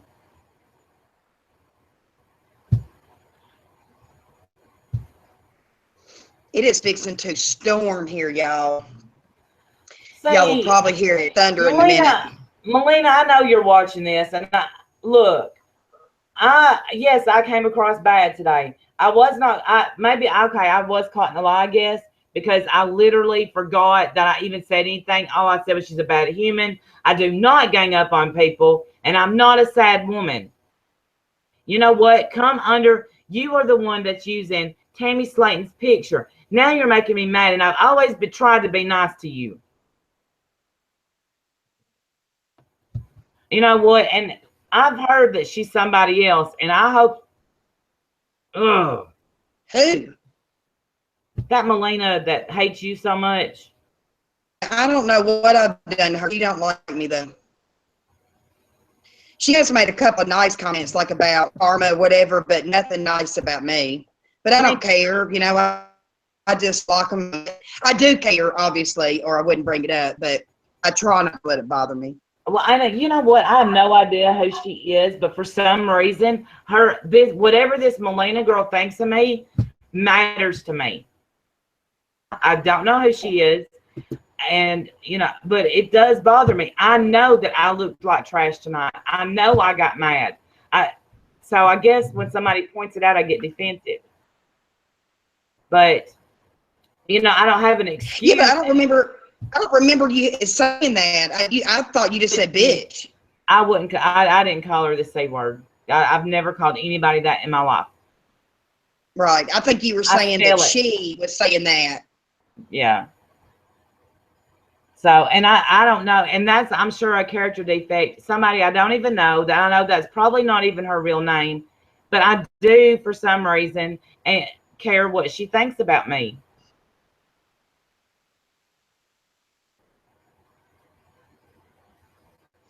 And that's a prime example of me and Andy do not have to like and defend the others. You see what I'm saying? That Melina doesn't like me, but that don't mean Randy can't like her, if that makes any sense. Yeah. I may like somebody that's being mean to Randy. Now, if I see it, I'm going to say something, especially if it's false. Anybody can have their opinions of things. And if it's their opinion, I can't necessarily change their opinion. But if they say shitty things or a name, I can comment about that. I really like what Yaba just said. And I don't know what was said up above that, but she said, even though I don't like the girl, talking about Samantha, she seems like a good mom and grandma. And yes, she does. I have liked many before she blocked me on Twitter of her. She's got some beautiful, cute, just beautiful grandkids. Well, her kids are beautiful. And, that's how I started getting to know her. When she was doing her videos, I loved her story times. Yeah. I loved them. She has a very interesting life, a very interesting past, and we related on like the addiction, stuff like that. And I, lost her job and got into trouble. I wanted to help her. And then with her kids, after we had gotten into it, what that was where she said that I said something on a public forum. Somebody had said something about her GoFundMe, and I said I did give, but I didn't get an apology, something like that. I can't remember it word for word, so don't say I'm a liar because I don't remember it verbatim. at me and said, why did I come to her and ask her? Well, there again, I know that I was wrong, and I recanted my statement. I should not have said anything. If I didn't have anything nice to say, I should not have said anything at all. And that's usually what I do. Even on people that I follow, if they do a video that I don't agree with, I just don't comment. Instead, I was being petty that day and decided to comment. So I apologized to her, and you know, we were okay. I mean, well, it took it. She called me a bunch of names, and then later apologized because she said she was going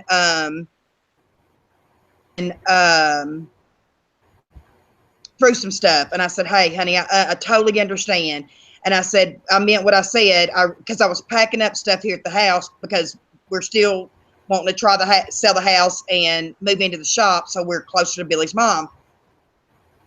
And I knew Fleur de Lis stuff was very important to her.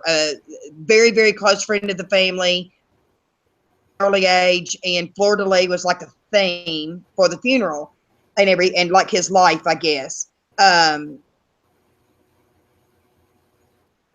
So I sent her that stuff, and I asked her, you know, what size her kids could wear, and if they could wear this size shoe, because I had a ton of flip-flops. And so I sent her some of those, and that was it. Well, then it was a couple of weeks later when all the on What? Let me. Huh?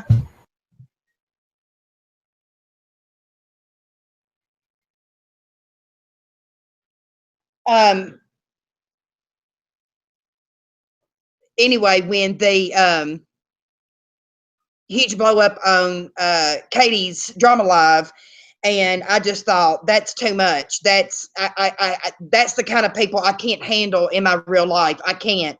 And if I can't handle them in my real life, I can't handle them on YouTube. And so I just slowly started backing away. And yes, I am Hopi in a bad way. It's horrible. I bet you I have 200 pair, and I'm not even exaggerating. It's pathetic. So, and I wear the same 4 or 5, you know, and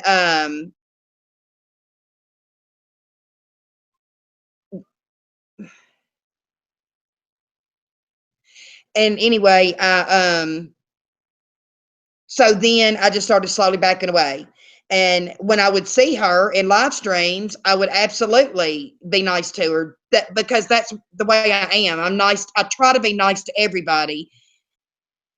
If I don't consider you my friend, I don't consider you my friend, but there's very few people I don't consider my friends.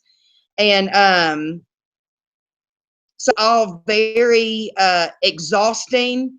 It has most definitely affected my health, because all y'all know, because I was already outed, and I finally talked about it, about my cancer, and I'm on oral chemo right now. And the first 2.5 months of my chemo, I did not have one side effect. This last month, y'all, I've got a sore in my mouth right now that's the size of a fucking dime. And I have to eat ice cream. I mean, I'm fat anyway, and I love ice cream, so that works, but it's getting too much, and it makes me not want to do videos. It makes me not want to do anything, because it is too damn much. That's where it all started, and that's where it ended, and that's it. Thank you, Jesse. Well, hold on. I know, bless. I'm ashamed to even show it. I'm ashamed to even say how many pair of shoes I have. It's embarrassing. It's all of it. You're gonna have a lot. Okay, am I here? Give me 1 second, y'all. What is going on in our chat? Wait. We may have breaking news. Breaking news. That cracked me up. Hey, have we found? Has everybody came together as one in the chat? I'm sorry. You know I love you more than life, and I'm sorry to interrupt your story. Yeah, I saw Bam very temporarily. What happened there? They called me. Somehow I was in a Google Hangout on my phone, confused. Bam was confused too. Wait. Y'all, please somebody tell me what's going on. Yeah, that's why I was going to sell some of mine, because I have too many.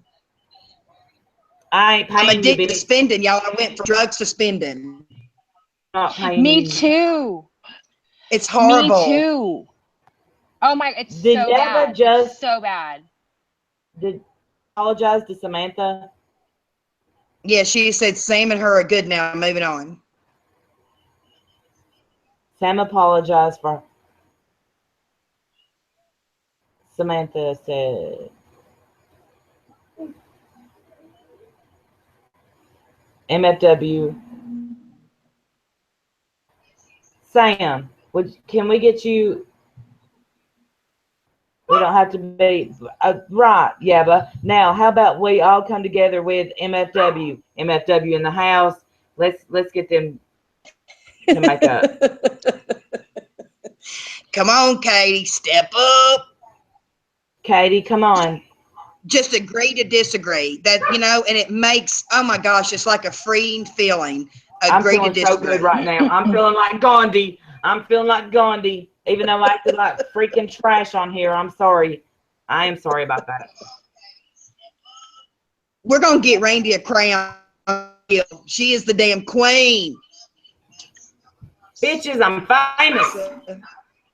If you're not willing to recognize my fame, you got to get the hell off my screen. No. I'm trying to catch up with what's going on because I heard so Yaba and Gaba's here with Miss Fucking Wonderful and everybody's good. I don't know about MFW. Don't like hugs. Well, we'll kick you in the ass then as you walk by us. How about that? I ain't hopping on the. I think she meant love train. I doubt Mandy is gonna be so quick either, but I'm cool with y'all. I think that if you get in a program, you're gonna understand where Mandy is coming from. I really do, and I think that can be worked out.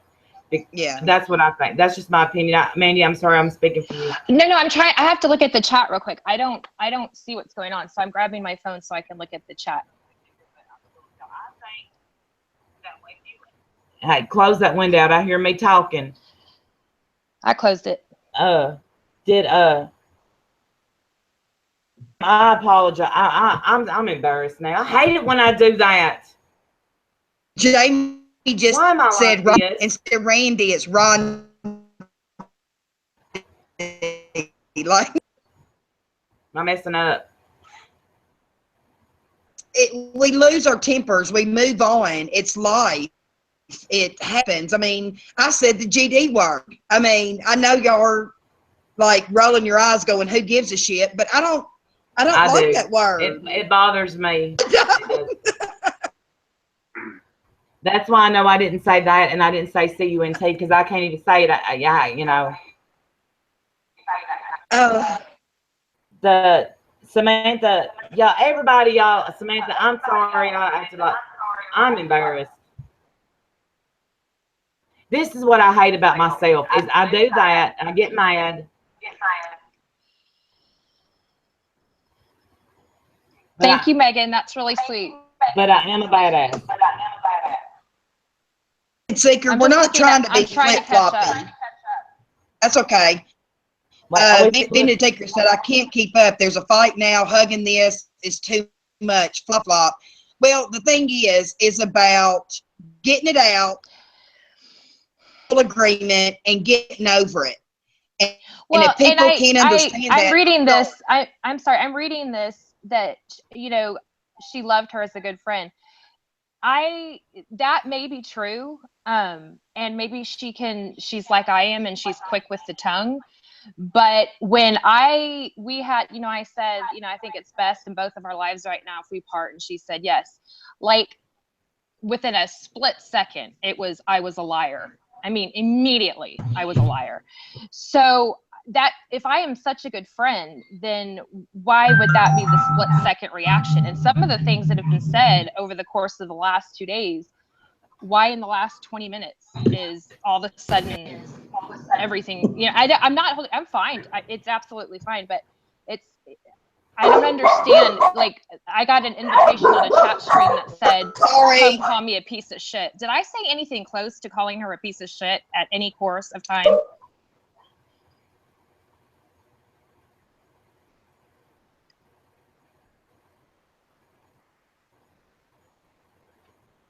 The sound is cut out.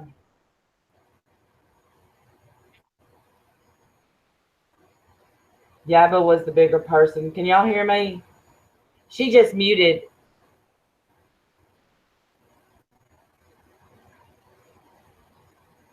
But yeah. No, I'm fine. Yeah, I think that we should all be good. I'm absolutely fine with that. I really am. With everything, like, you know, like Yaba and Sam are cool, and I'm totally fine to be cool. Yeah, I think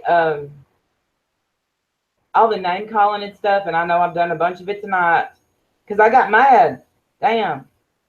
But what I'm saying is, you know, I think that maybe when of course I'm gonna take the credit because I'm a narcissist. When 50 cents is fine, dollar, whatever you got. And when I said that you work the program and that's why you see your faults and we quickly admit when we're wrong. We learned that in the program. We have to do that. Right. And I replied to an email today and explained more of a situation that was, she's saying heartbroken when I did that. And I don't know what she's expressed so far. So I'd have to leave that up to her as far as when I did that. But she's been in full out attack mode in the last couple of days. Well, and that goes back to hurt people. And honestly, well, and for me to, she knew how to get out of my account. She knew how to log out. If she had logged out of my Twitter, she would not have been able to log back in. So for this, oh my gosh, I wanted to not look at. Please, I'm not buying that. Yeah, we can, and I'm not going to get into it. We can let it go, and I'm totally fine to be cool, but let's be real. You can't bullshit a bullshitter. I mean, let's at least own our fault. It's going to take longer, Mandy. And you know, the thing is if we're never going to agree on it. We just never are, because we're all going to have different opinions. We were all hurt in a different way, if that makes any sense. It does, but I the things that I've read that she has sent to me over the last couple of days, I wouldn't say to my worst enemy. I mean, that's the reality of it. So with one stroke of, I'd never stop loving you. You're beautiful. I'm baffled. I'm absolutely baffled. Yeah, I get it. I totally get it. But it is, okay, I gotta address something in the chat. I don't know what's going on in the chat, but I don't know. But Lil, absolutely not a follower. She will tell you like it is, quick.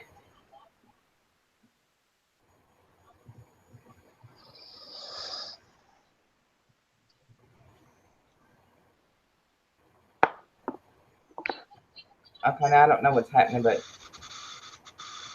anyway, I just had to get that out there because I love Little Maritimer. Oh, I can't see the chat because when I hold my phone up to look at it, the audio in the chat gets messed up. Oh, I don't know how to do it. I thought Sam was here. She can't see you in she's the chat. in the comment section. Oh, I thought she was actually in the chat earlier. I mean, in the stream. Okay. She was, and then she dipped out. She's got the link. If you want to come back in, Samantha, and talk to her because she can't see the chat, that's fine with me.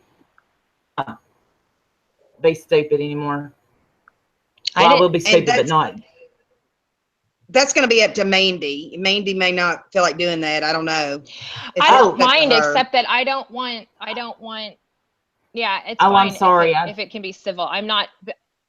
You know, I'm not scared. Contrary, I mean that's fine.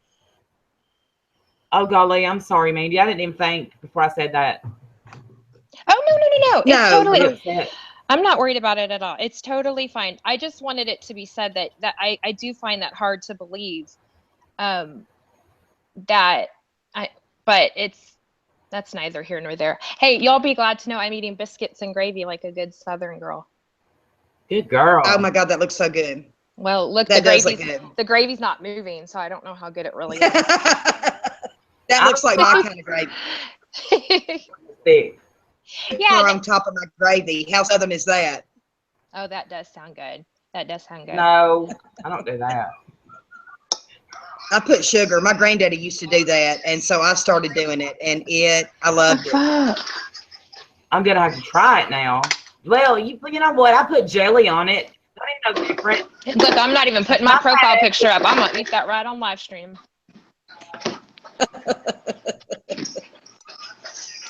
Smacking. You know how I'm with mouth noises. I go crazy. Oh, I can't eat at the table with my family. I sit on the couch.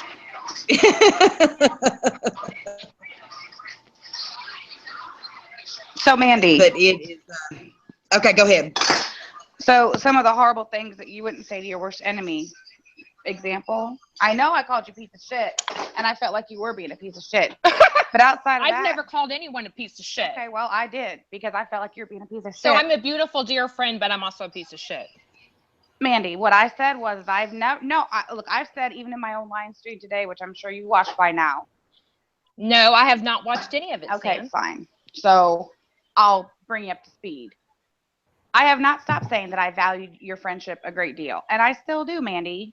That's why I came to you and was like, look, do you really still want to be friends, or is there something you want to tell me here? Because there's no reason for me to continue on a friendship with you, with me then now having the knowledge that you don't want to fuck with me anymore. So that's why I came to you. Now, since then, Mandy, okay, yep, I felt like you're being a piece of shit because you were lying. And you know you were lying. Go ahead, keep talking. Tell me what I was lying about. If you're going to put it out there, put it out there. Put what out there? What I lied about. Have I put it out there yet? I haven't watched it, Sam. I don't know. That's why I'm asking you to do it. So I'm telling you, I haven't put it out there because I don't feel there's any reason to. It's in the DMs. Okay. I have screenshots of it. If I wanted to put it out there. You said I lied on multiple occasions, so I'd like to know. Let's go. Okay, let's talk about you lying about how Wiretap was originally supposed to be about recovery and addiction, and that I hijacked it with drama. So you tell me when and where we ever discovered. I'm gonna have to get you in here. Every time I went on Wiretap, was it because she was gonna beat it death? She was done talking about Yaba, and we were gonna talk recovery. Is that not right? Okay. So you said there was no reason to keep revisiting Yaba, and I said I totally agree. No, you're not going to ask your husband. No, go to our. Ask anybody. This is the thing with you, Sam. Mm-hmm. You think that you call the shots about everything, and that you're going to intimidate anybody that you want to. Mandy, I'm not intimidating anybody. Okay, and how does he know? You and I communicated via text. Okay. So I can scroll back through. Because I told him why I was going on live stream. Okay, so that's what you told him. Does that mean that's what you and I discussed? No, that doesn't prove that's what you and I discussed. Just because you told your husband that's why you're going on live stream, that doesn't mean that's what you and I discussed, Mandy. In fact, like I said, we can go back through weeks and weeks and weeks of texts, and every time before we went on live, if you go back and look at the dates we went on live, if I pull up the coinciding text for that day, not one will ever discuss you and me talking about recovery and addiction. Not one. It was on the phone. So I'm glad that, Mandy, look, really? So we only talked about the streams being about recovery and addiction when we were speaking on the phone. But when we talked in text on the same days, those same days we went live, we only talked in text about drama, and we only talked about recovery and addiction on the phone. Your story is weak as fuck, Mandy. So I'm not a beautiful friend anymore. Well, see? Because now you're continuing. Now, look, I come on here because I think why that is it that, let me explain something to you. Just because you say it's one way and I say it's another way doesn't mean I'm a filthy liar and you're right. But Mandy, I have proof in writing of what we discussed. You have proof of everything, Sam, yes, but you didn't record the phone calls. No, I didn't. Anyway, why would I? Can you go on to the next slide? Because we're going to have to call this one for you. We'll call this one for you. Go to the next slide. No. Did you record the phone calls? Like, what proof do you have that we discussed that in the phone calls? Other than I told my husband that's why we were going on to talk about recovery and addiction. No. All the actual proof, and let me tell you, hearsay is not admissible in a court of law. That's a lesson everybody can learn from this tonight. What is admissible? I need to call my attorney. He was going to take that to court. Damn. Actual proof, and that's everything we talked about in the text on the days leading up to any time we went live, and it was never about recovery. So yes, moving on. Okay, you also are going on painting yourself as a victim, that you were never involved in this drama. I didn't watch Ron. I didn't know what was going on with all this stuff. I was a victim. I was the unwilling participant. She dragged me around behind my hair. She made me get involved in this drama. Mandy, really? Mandy, are you okay? I'm gonna have to let her finish talking so that I can talk. That's the way it has to be. Go ahead. Yeah, that's usually how conversations go, right? See, this is how she is. Why would anybody want to be a Because friend you're with being someone that speaks ridiculous. like that? Because you're I mean, lying really? and you don't like that I'm calling you out for lying. So again, This is your modus. This is No, what it's you not. do, We're Sam. addressing I your don't give a shit. statement. This is why I don't want to be your friend. Why do we have to argue it out? I don't want to be your freaking Okay, friend. well, you know what? Go Now, live stream for another week. I don't care. okay, fine. I don't care. And you know what, Mandy? Then I guess since you can't come together in the name of people, all of us in the chat and other people have decided to just bury the hatchet, let shit go. I thought I'm burying the hatchet, Sam. I'm never going to speak of you again. I just don't want to be your friend. I'll never speak of you again. But okay, then how come last Sunday when I specifically came to you and said, hey, Mandy, I won't talk about you if you don't go talk about me. How come you couldn't just do that like I did? Because I can talk to whoever I want to about whatever I want to. You know what? And you're right. And that says a hell of a lot about your character. And I guess that's all I have to say. Anything you care to say? Good. Okay, so we're done here. I'm like Yabba. I just want you to go away. I just want you to go away. No, here's the thing. I think there's too much pain. It's too soon. I don't think it's going to happen tonight, y'all. Well, I mean, look, that's just my opinion. This is the first time she and I have had a chance to actually like talk one-on-one and address things that she said that I felt were lies and her to defend herself. We all see how that worked out. And I've caught her in lies too, but I'm not going to go back and drag through 50 things and pull up. That's not how I operate. But she can call me a filthy liar. I don't really care. She can call me a piece of shit. She can call me a cunt. She can call me whatever she wants. I really don't care. Mandy, if you don't mind, let me ask you a question, okay? Mm-hmm. After our 9-10 month long friendship, how come as soon as you decided you didn't want to be friends with me, why did you run straight to Katie and Yabba of all people? What can you defend that? You talking about the last few days? Yeah. Because I never hated them as much as you did. I talked shit about them. I said I wouldn't wear her shirts. Nobody would know what they meant. I said I didn't watch Yabba. I didn't think she was funny. It was all about Amy Slayton. But I didn't hate them like you did. I didn't take thousands of screenshots throughout the day with paragraphs and paragraphs. I didn't hate them like you do. Okay, well, I'm sorry, I didn't. Okay, and my answer to that is that the text will prove otherwise. I'm not going to release them, but just know. I don't care. Okay, well, you don't have to yell at me. I'm not I just want you to leave me alone. Okay, so stop talking about me. When you stop talking about me. That's all I'm asking. Is that so hard? You can't. All I did was tell my side, just like you've got this crazy painted picture. What? I said that you were crazy instead of logging out of my account. You sat there and watched all my things. I never got alerts because you got to them first. I thought there was something wrong with my phone, but I wasn't getting alerts because you were getting them all. But you didn't know it was me and not you. Mandy, seriously, I told you I could not. Did you or did you not say that you had a hell of a time trying to change your password and deactivate your Twitter account? You did? Right?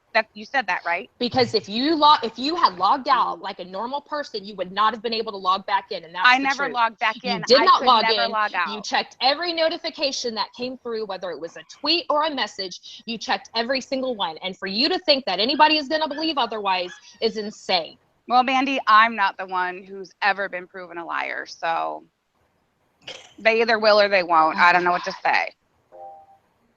They don't, Sam. I mean, okay, raise your hand. They don't. Okay, I can't even see the chat, but I'm going to say, put a number 1 in the chat if you've ever known me to be a liar or speak on something that's not the truth or speak on something that I can't fucking prove. I can't even see the chat. I don't need to see the chat. I don't have a reputation for being untruthful. See, this is what you are so involved with this YouTube drama that I don't believe I was a good friend because I don't think that you can separate it from this. Mandy, you're the one who's obsessed with Truthfully Trisha. You're obsessed with some chick named Rebecca. I am. You know, when you're not obsessed with Yabba and Miss Fucking Wonderful, holy shit. Yabba isn't even on YouTube and Twitter anymore. And when she does pop up on Twitter, because you chased her off because you're so crazy. Okay, well, here we're back. I would too. Okay, well, you're acting a little off your rocker right now. Are you okay? Sweetie, I'm just fine. Okay, was there anything else you want to talk about? Because I'm not going to sit here and listen to you be condescending to me. Obviously, I'll be the bigger person today. Are we done? We are done. And you're never going to speak my name, right?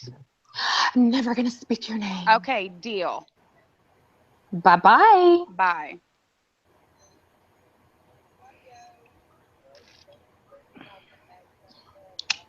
Anyway. My chat's froze. Yeah, I'm not going to talk about her because I'm not going to talk about her. You guys know me. You know the way that it is. Everybody knows the way that it is. I've seen the chat. I'm not bothered by it. I'm really not. I'm excited that you and and Randy are going to talk recovery because I think that's where it's at. And we've got a program and we've got, you know, I went to a meeting tonight, got right. She came on, showed her colors. That's it. Done. Well, and the thing about recovery is, you know, everybody has an addiction.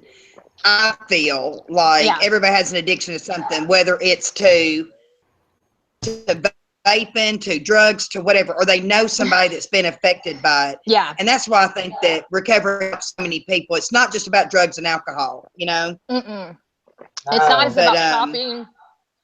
Like you were saying, it's about shopping. It's buying that one last thing. If I just buy this one last thing, I'll feel straight. You know what I'm saying? Like, I'll be complete if I just buy this one last thing. No, I totally get it. Living a better life, you know, making better decisions and all that. So it just and that's is. Why, and we can all. It's hard to carry, like when I carried that around for so long, and I just felt slimy when I'd go online, because when I would talk to people and they would say, you know, yeah, you were the one that doxed Yaba and stuff. I dealt with it for a while, but it felt awful because the truth was, I had pulled a background and I had acted sleazy and I had made her feel unsafe in her house. And for that, I felt bad. Right. And the good, I mean, I am comfortable enough in myself, and I have gotten so much amazing support through this that, like, I'm not going to cry on live stream, but I've gotten so much support and so much, like, love. Right. So, and it is a good feeling, and it, I do honestly believe that we find some very good friends on throughout this YouTube journey. And if we ever meet in person, that's just icing on the cake, in my opinion. You know what I mean? Yeah. It is, Yaba said she needs a meeting. I think I do too, Lord knows. And you know what's sad is beside our shop. Yaba she's a really sweet person, and I didn't see it until, you know, this came about, and I was like, wow, she's willing to, like. It's amazing. Well, and there's a recovery club right next to the body shop. Ask me how many times I've darkened that doorway in the last year. It's sad. I'll yell at them. I'll, you know, talk to them across the parking lot. I think that opiates are a different demon. I do. I think that alcohol took me to hell, but I think the opiates took me deeper into hell. Oh yeah, absolutely. It would have killed me. It would have killed me. Because, I mean, like, that fear of withdrawal. If you talk about that withdrawal, anybody who's been through it or been addicted to opiates gets the goosebumps, gets the tender skin, gets the remembering when you get in the shower and it hurts for the shower to touch your skin. You know? Yeah. And I'll never forget just the smells in my bathroom that would remind me of that time being in withdrawals, you know, and being sick and being in the bathroom. It took years to get rid of that smell. Yeah. When I got 180 30 milligram pills every 15 days. That's a lot, and I still ran out about 5 days early. Oh yeah. And I would have what we called refill weekends. And you know what? My husband is a big part of my story. He's a big part of my life. I do ask him questions. I mean, I'm not going to be shamed for that. But I think that I spent so much time trying to make it through that weekend till that pharmacy opened, that now when I try to lay down on the weekends in there, I can't. I know. Isn't that crazy? Yeah. I can't, it is because weird. It was like just trying to make it through, you know? And it takes, seriously, it took me probably years to fail. And it was horrible. And now I can go in there and obviously it's no big deal, but it took me years to not smell that. And I couldn't even tell you what the smell was. It was just the smell of my bathroom. product. I don't know what it was, but Well, you said that I that could when not you get out of would my nose. when you would take the pill out of it to take it again, was it because you had been sick? Like, Yeah, man, were you you in can't waste withdrawal that pill. sick? Damn. Oh shit, I would have taken it too. I'm not passing judgment on that. But Oh, yeah. luckily I I would took it take up the nose, so I would it take a wasn't really a handful at a problem. time. And you know Yes. how sometimes you just get that If you're so you're fixing to sick. throw up. So I would always be where I could be Oh, in a man. sink or something where I could literally pick it back out. Right. It was 8 to 10 pills at a time. So Right. yeah. Right. Luckily I just So, had a Lord higher knows, dose. Yeah, 'cause- exactly. Yeah. Exactly. And I think It was that horrible. it is horrible. Like, and then like you don't think that you're ever going to get out of it. You think it's just it's what your life has come to, you know. You think it's just like going to go Exactly. We love you, Mary Timer. on and on. So it's like yeah, so that's what's like cool about it today. So I can like I can understand it's when you've gone through hell like that and you've faced that fear and you've come out ahead, nobody can do anything to you that's so horrible. Words no longer have the same effect that they had before. You know what I'm saying? Like, there's nothing you can't get past. And if it's not worth getting past, Exactly. you can shake it off. That's Exactly. you know, there's no I sense in love you, sitting in sweet it. cheeks. Yeah. I've seen her You're before. exactly right. What's going on with MFW and Kathy? Something's going on with MFW And Kathy. who? Kathy. Who's your Oh mama? no, we're all talking like this, and I need to see the chat. I need to pull it up. I was completely avoiding the chat until Randy said bye Maritimer, so I had to go look at it. Oh, that's funny. Yeah, no, well, I need to look at saw it. burnt popcorn. I love burnt popcorn. I know that not like burnt, but I just do a little too. burnt. My husband can't stand the smell of it, or I would eat it when I burned it, but he hates the smell of it. I can't stand it either.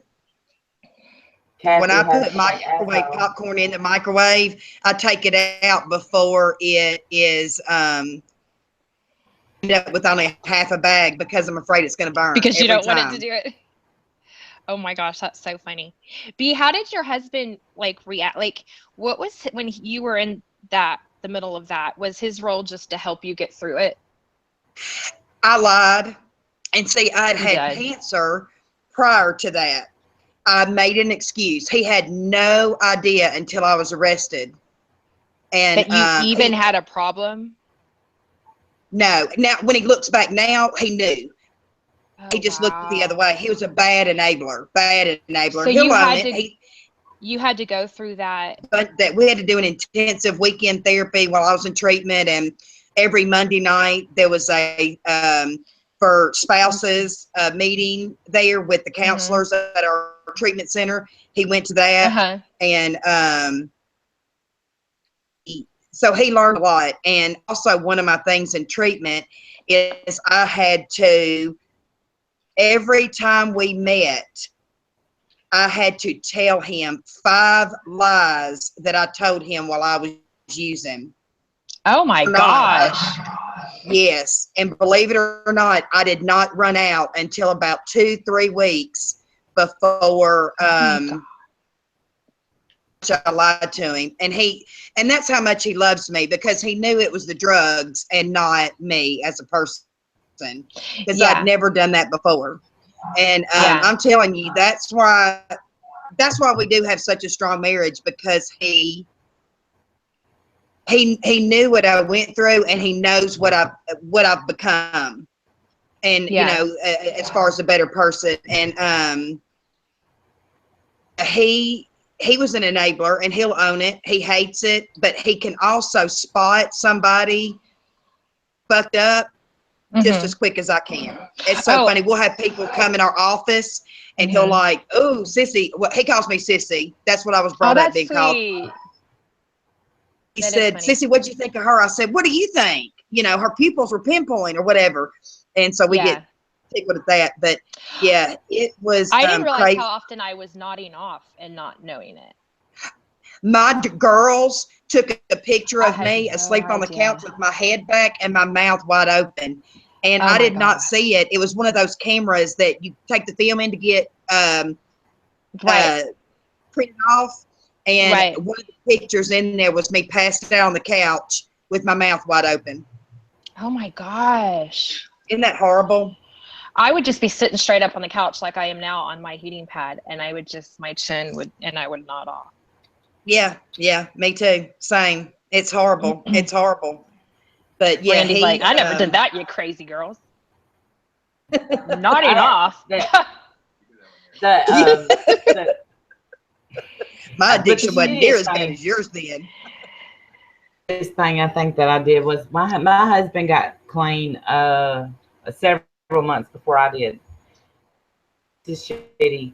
I isolated when I used. Yeah. That was the good thing about not having to change my, you know, how we have to change our people and our places. I changed my people because I isolated, but I made him, you know, the reason we went from being okay to broke is because, you know, we bought most of ours and put him in his pocket and told him I'd divorce him if he ever took another one. Bringing me my drugs, but he wasn't allowed to touch them. And he was going to NA and he was working at the program. Yeah. That's what I would like, But I was my in husband denial had to hold because- mine for me. Yeah, I was in such denial about being addicted. You know, I needed them. You know, he didn't. I did. Yeah. Yeah. I was going to answer a question Vintage Seeker brought up. Asked, were doctors prescribed? Yes. Initially I had cancer and I had 4 surgeries afterward. And so I was getting them by the handfuls initially. Yeah. It was, you know, a year or more later, and he was like, I don't understand why you're still having pain. Well, he started prescribing me less. And then the laws started changing because people became addicted to them. And when the laws changed, a lot of people now have trouble with them. And it is because of people like me that were addicted to it. Is it our fault? No, it's just one of those things. A lot of people get addicted to them and they have to change the laws and crack down. Yeah. They'll send you to a pain management center, just like Bless Smith said, and they'll try to get you on the best program that'll work. They try not to do as many pain pills anymore. Well, exactly. And the Centers for Disease Control had just released their findings that opioids are not indicated for chronic pain. They're indicated for malignant pain and for surgical pain. But when you prescribe it for chronic pain, you're just treating the addiction. You're not actually treating the pain. And they are limiting, like, big time. Even the pain clinics now can't. Cynthia, it was the same thing for me. I was getting 100 10-milligram Percocets a week, and I was still running out, y'all. That's how bad my addiction had gotten. And then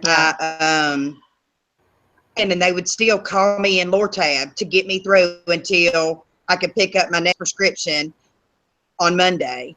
And it just, but you have to think about, this was 15, 16 years for me. Yeah, that's a long time ago. And a long time ago, and the laws have changed so much. Congratulations, Stephanie. That's awesome. Way to go, Stephanie. I would love to hear that story. Yeah, that's awesome. One day when you're ready, I love hearing those stories. Yeah, that's when I saw bees, I was like, okay, I'm gonna tell my story or whatever. And that has been my intention. I had recorded one a while back that was going to be like a dual release or whatever, and I never released it. I erased it. But this one that I recorded, and I finally released it. But yeah, I couldn't take the OxyContin, the extended release ones, because I've had a gastric bypass and it wouldn't dissolve because I don't have stomach acid. I mean, I don't know if it would dissolve or not, but I wasn't interested in it because it was tamper proof. So I would get 180 of the 30 milligram, just the Roxy, the Roxycodone or whatever.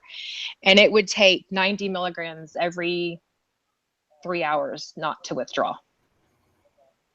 It was a lot. I bet. People have died with withdrawal. Let me tell y'all, my husband, God bless him, he got really bad, and it was bad. um, missed one day of work. And you know what we go through when we withdraw Yeah. every day. Even I going think- through I that. couldn't imagine. I don't know how he did it. I bowed because when I went through my withdrawals, I bowed to him because I sat on the couch because we couldn't afford, you know, we had Night, done, dark one. Every dark one, done, you know, we're still paying on the kids some kids going to treatment.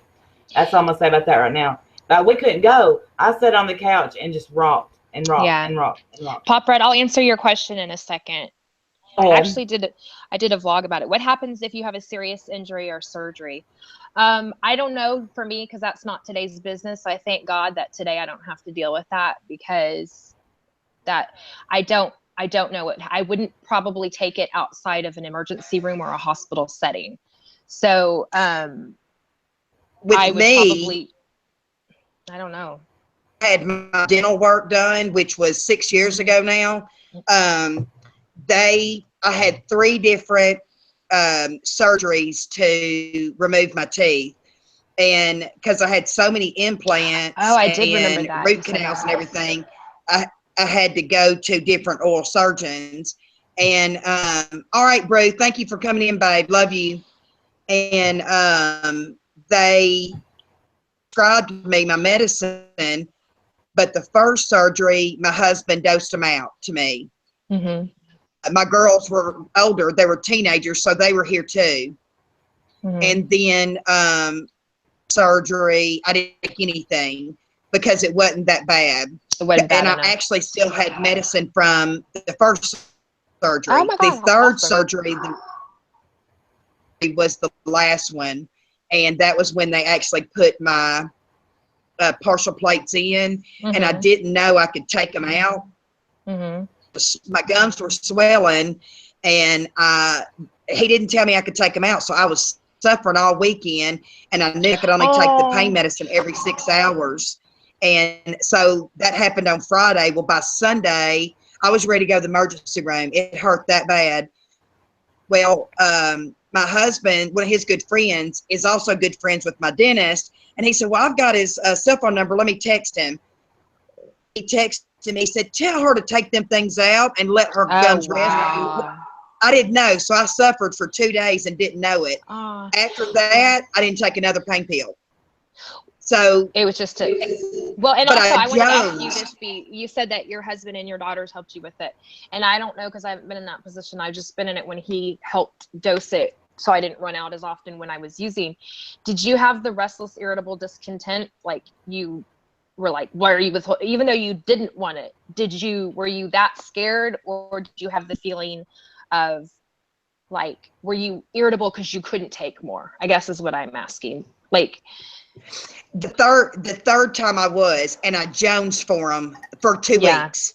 That's what for 2 weeks I wanted a pill, and I would I even made up that I was still hurting, and Billy said, no, you're not. Good for him. After I got through all my lies to him and all that stuff, now if I try to lie to him, I look away. He knows instantly when I try to lie to him. Can you hear it? So but he said, no, it's been 2 weeks. You need to take some leave then. And so he knew I was just jonesing. Yeah. And now I can tell him that I was jonesing for it. And I'm always been scared. Yeah, Brian I was always been scared to have another surgery. You want to know something kind of funny? Like, we had tried every lockbox in the world. I knew how to break into a mall, and we blamed it on the lockbox. Not that I was an addict, but that's a different story. We had this coded lockbox that you put the digital code in and then opened it. Well, he would try to dose my medicine. He would put 2 in each bag for every 4 hours for the following day and whatever. So he was supposed to do it at 9, but I started hitting him up about 7:30 or 8, figured that was close enough. When I would hear him putting that code in, I was like Pavlov's dog. I was like, what? And I would like go into the kitchen, and I would be like digging through them to see, because I would be like, okay, I can take this many out of this one. I can put this one. I mean, let me tell you, I'm not good at math, but when you're dosing pills and making sure you have enough, you turn into like an abacus. You're like, cheat, cheat, cheat, cheat, cheat, cheat, cheat. You know, like you can do it. Yep. I do. That's one of my biggest fears because so far I haven't got hurt or anything. But when I had that blood clot in my leg, it was such a help for not craving because The pain pills. yeah. But you know, I mean that it just sometimes you know you can still even after 10 days, it may just hit me out of nowhere. Go you. Thank you. You should download this app, Mandy. It tells you exactly how many days you have, and Oh, it gives wow. it gives you the just for today. Awesome. I've never downloaded that app. Isn't that funny? What is it? Just for today. Name of the app. It just says key tag, and it gives you how many days you have, and then you can read the just for today. And So let me ask you this. Let me ask this. We have to have topics for another time, but let me ask you this. What do you think about, and I know you're gonna have different things, and what about people who say that if marijuana is prescribed by a doctor, it's okay? I think because, well, that's a tricky question because I also say your that experience. I keep saying too that when marijuana becomes legal in my state, I'm going to be the biggest pot smoker ever because I think that it works well for anxiety. I think that if it is, But then so does a Jack and Coke. Well, that's true. So, you know, it's one of those hard things. Yeah. It's one of those hard things. And yeah, but it says 100% okay. And I want to say that because it's a plant, then why not? Yeah. You know what I'm saying? If God grows it, why not smoke it? But then poppy grows too. Damn it, right. And I got to deal with my mother-in-law, so hell yeah. Oh, God bless you. If I had mother-in-law duty, she would, let me just say, she'd call my husband and say, you better get me a caregiver and you better get me one now. I love her to death. I love her to death. But with Stephanie, I mean, and to each their own. If somebody wants to smoke pot, I don't judge them, you know, of course, but I do not. Because alcohol is marijuana legal. does help get off heroin, yeah. Alcohol is legal, and I abuse the shit out of it. Go ahead. I know me. He got marijuana. I would be puff, puff, puff all day long. I know that about myself. And me too. Me too. I have been at the point where if all I had with me when I was not like health, like before I went for the pain meds, but I wasn't drinking, I'd gotten off that, it would be Benadryl. I found that 4 Benadryl can get you pretty loopy. I've done you know, anything to change the way I feel in that instant. Right. And you do figure it out. And when she said that, also I thought that. I'm sorry. When she said that, I thought, damn, I got some Benadryl in there, and that's, you know, not going to hurt me. See, that's my mind. But it's not. But I do need to take. My eyes will water so bad I can't go to work without makeup. People think I'm sick or I got leprosy or something. But I'll have to take the Benadryl so it doesn't all water off, and I can take 2 Benadryl in the morning and not be sleepy. I'm fine. But my immediate reaction is to take 3 or 4 because I'm an addict. Yeah. You know what I'm saying? I agree with that. Doctor says take 1. Well, let's see what 2 do. But I have to consciously be like, that's not, you know, and my sponsor has 38 years sobriety off alcohol. She's not an addict. Well, you know, it doesn't matter that she's pain pills are not her thing. So her theory is, you know, I've been sober for 38 years. If the doctor puts on the directions, take 2 every 6 hours, that is the directions. And I follow directions. And I'm like, yeah, but that's the thing. It's not about directions. It's about, we read that's not what it's about. every 2 hours. That's right. Hell yeah. We read, I need to go shopping. I need to take 4. But yeah, my husband, I do agree with that. My husband would be the same way. He knows when I would be getting antsy and stuff. So if I was no longer hurting, he would be able to tell. Right. And that's exactly how Billy was. He was, no, you need Advil. And this is the thing about my husband. He has had 3 knee surgeries, and we're waiting to do the 4th. Insurance, dude, I'm telling you, insurance. It's pathetic. He needs another knee surgery, and we have to wait for the damn paperwork. But anyway, And yeah, he's been waiting on this, I know, for 2-3 months. And that But they knee have to, pain is so bad. I know that I've seen my mom. you know she that needed them replaced. It's so bad. it's horrible. But do you know that 2 out of the 3 knee surgeries, he did not take not even one pain pill? Failed the second and third time. Oh, what, you know? And the first time though, he had the first time. I don't think I didn't eyeball the bottle because I did, and I kept thinking, just took a couple. What would it do? Thank God I didn't, because he would have pill counted or whatever. But it's still, after all these years, it still goes through my head, and I have to work it to the end. You know, okay, so if I take these, it's going to do this, and then it's going to do this, and then I'm going to be this, and you know, I have to work it out to the bitter end. And the end result is, because he's not going to put up with that shit. You see what I'm saying? I have to work. That's how they made us do in treatment. Yeah. Yes, Cynthia, I hear you, girl. Paola said she doesn't remember her junior year. That's hilarious. They were talking about weed still, and she says she doesn't remember her junior year. I saw Paola. I think this is the same Paola. She's hilarious. I've seen her before in the chats, and she's funny. Oh yeah. Bye, Steph. Have a good night, sugar.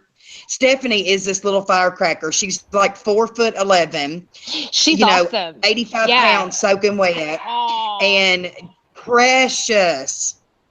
Well, this is curious. If you're comfortable in the chat, only if you're comfortable and you don't think that because I know we have a lot in here in recovery, and if you're in recovery, why don't you, I don't want to say press 1 because that's so overdone, but press 1 if you're in recovery. Well, and if they don't want to do that, Stephanie just said, I'm totally enjoying this. Can we do it again, like a meeting a week? Absolutely. Me and Mandy and Randy are talking about this. We were even talking about doing it a couple of times a week, but she's 4'10". And the thing about it is, you don't have to be an addict to get something from it. It can affect your life. 4'10", damn it. I grew her 4'10". Bless this messing, she ain't messing around. She's like, I'll take whatever and I'll take it whenever. That's right. That's really funny. Simply Bonnie, I've seen her vlog. I've seen it. I don't know how many times when she made that recording, that vlog about, and it comes up recommended, and I've seen it, but it still comes up recommended every time about Trisha. And see, that's the thing, Gabba. You don't. So many people have been affected by addiction. Maybe not personally. But Paula, that's who's 4'11". That's right. I remember seeing somebody type that. But I also knew Stephanie was a little bitty one too.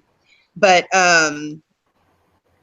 if it don't affect them personally, they have a friend or a family member that it's affected, and it can be like Al-Anon, to y'all.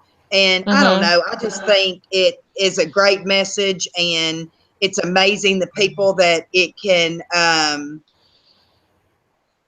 on the Al-Anon side, as far as being the friend or the spouse or the brother, sister, caregiver, whatever the case may be, we may be able to help if you have a question on that side too.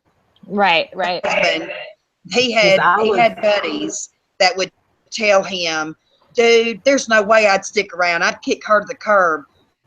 But the buddies that were here for my husband, that helped pick my girls up from school while I was away at treatment for 4 months, the ones that helped get money together to bond my jail, to that helped him on a day-to-day basis, they are still around. And that's when you know who your true friends are. And and it's they have never once judged me for it.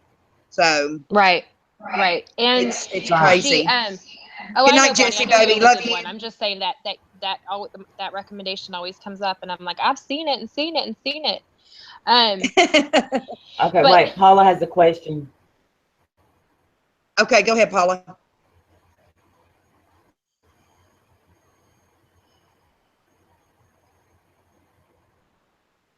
We're like with bated breath. We're like. Well, and Sheldon, hopefully this will help you to see where the addiction side comes from and how we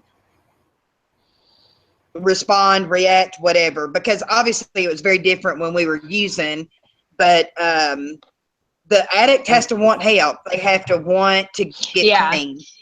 You know, they'll watch their whole lives sure. walk out the door. And they don't honestly, here's the big thing is, and I mean, I guess if we're going to spill our guts a little bit tonight, Sheldon, exactly, it does. I'm sorry, go ahead. Yes. Love you, Jessie, baby girl. Daughter is an addict, and she's 24, and she has been since she was probably 15. We put her through rehab at 16 and 17, and we really, I mean, Amber would get so mad, so upset, and I would too, even though really at that time I was kind of using on the down low, but not full on addiction. Yeah, of course I was drinking, but not every day. Anyway,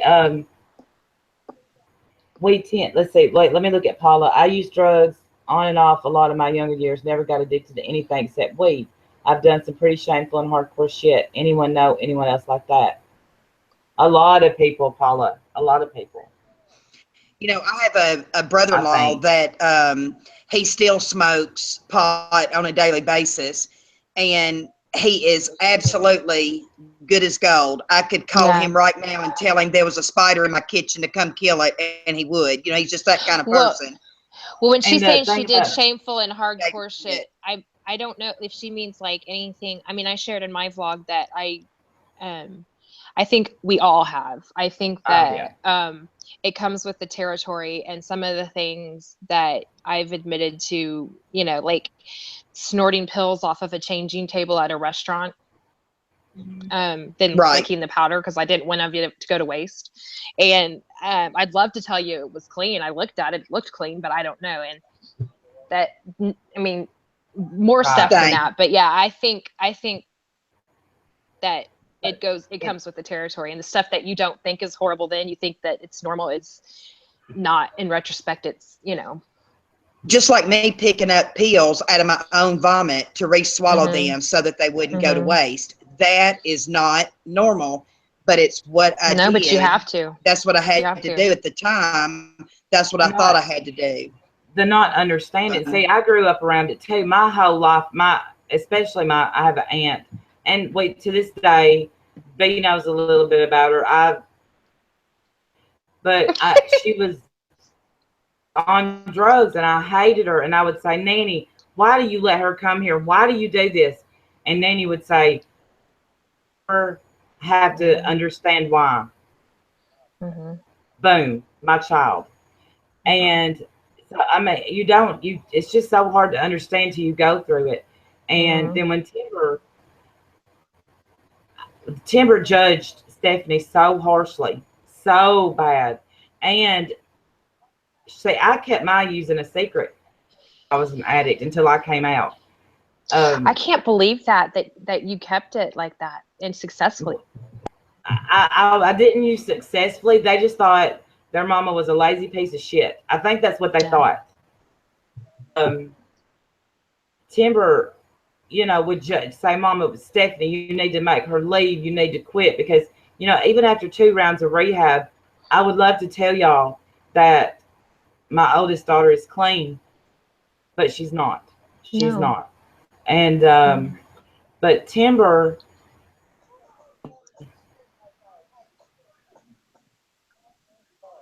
started, even though you can't understand it, Timber judged so harshly and then turned into it. So that's why I've always, and I would tell Timber, be careful what you judge, because you may just turn into it, because I did my aunt. And Timber did not. Timber had no limits. People see her and they think her shit together. Let me tell you, that kid, she started off taking 6 morphines at a time. It was she didn't ease her way into it. She jumped in with both feet. Yes. Poppy said something I wanted to address. She said she felt so bad when she put her daughter in rehab, and she was in there for 3 months. But then after the 3 months, she was so happy to see her daughter back. Yeah. Sometimes that's what you have to do. My husband said the same thing. He felt horrible for doing it, taking me away from my girls, taking me away from my home. But you know what? I'd already lost everything else. I'd already lost my job. Y'all, when I lost my nursing job, I delivered pizzas for a living. I'm a registered nurse with a BSN, and I was delivering pizzas for a living so that I would have money. Could not at that time live off of one income, but you do what you have to do to get by. And when I went away to treatment, my in-laws helped my husband financially. Then when I got out, I got another nursing job, and so the story goes. But the best thing you can do is exactly what you did, Poppy, and that was put her somewhere. They're going to be mad. They're going to say they hate you. They're going to say that, why are you doing this to me? But then when they start working the program, you did it to save their life. Exactly. Yeah. And Yaba said, she made up a good point. She said that she always wondered, why can't you just stop? But it took her years to understand that. And that's the truth, that it's if it's ruining every part of your life, just stop. And Right. you're like asking yourself the same thing. Yeah. She said, if making you do those bad things, just stop. But it's not like that. It took her 34 years to understand that. And that is so true. If the person could stop, I would have never started. You know what I mean? I would have never started. But it's what it takes. I always have to wonder, did I go through what I went through? Am I an addict? When I see my messed up and strung out, that I can understand. Oh, and I want to, I'll start crying. I can't just stop. But I mean, there's nothing, if we had to take a mortgage out on our house, if, you know, I just wish to God, but when I just, because I know it can be done. She sees us work the program. She knows that there's a different way. I can't understand her not wanting that way, but then I do understand the pull of, she moved back home, and for, well, I think about 3 days, and I got my hopes up so high. Yeah. She took a white key tag. She takes a white key tag, I'm thrilled. And but to see how she's living is awful. It's awful, and it kills me. For those of y'all that don't know what the white, exactly. And for those of y'all that don't know, the white key tag or the white chip in AA is, that's your surrender key tag. You're ready to give it up, and you know, and lead a better life. So and it's the best feeling to get that. And the hardest thing is to maintain that. That's the hardest part. Yeah. Well, we face it like every day. Like, I mean, we can have a program, we can have tools, we can have all of these things, but at the end of the day, there's something else that helps us make it through the day, you know, without picking up or using, because we are addicts and alcoholics. And the fact that we're not using today is a miracle. Absolutely. Absolutely. And it does become a choice for us. Once you realize you're an addict and you've come to terms with it, and you know that you cannot take one pill or just take one drink, because that ends up leading to the whole bottle, it becomes a choice. And and so you just have to wake up that morning and decide, today I'm not going to use or drink, and go to bed at night and say, thank God for another day behind my belt. I promise you, I went back to work 33 days clean. They knew, and I swear, look, my dealer, right before I went back to work, my dealer knocked on my door to deliver. How many dealers do y'all know that deliver? told Jim, I can smell it. I can smell it in his pocket. Get him out of here. Then I go to work, But and this girl's like, God, you must have been broke. huh? You would have had Yeah, to be he broke must have because been that stuff broke. is not cheap. Well, that too, Oh, but it's no, not. but no, it's not. It's not cheap. That's, I mean, and the fact that people have to support a full-on opiate addiction, like I had to pay a copay, and I can't imagine. You know, I've heard what the prices are. I can't imagine. $10 a pill. Right. It's $10 a much? pill. That's what we were paying. Oh wow. 10. Yeah. I guess we don't need to get into that, but yeah, it's a lot of money. Yeah. But for what? And y'all can look. We was in 1 year Forbes, and now we're in shit, and we own it. Nothing. And you know what? That's Nothing so probably funny. never felt so good. Nothing. Yeah, nothing feels really good. It does. Yeah, I mean, when it's I better went than to that. work, It is. when I went to work at 33 days clean, a girl came up and was like, "Hey," and this would never happen in active addiction. "Hey, I got a Suboxone strip. You want some of it?"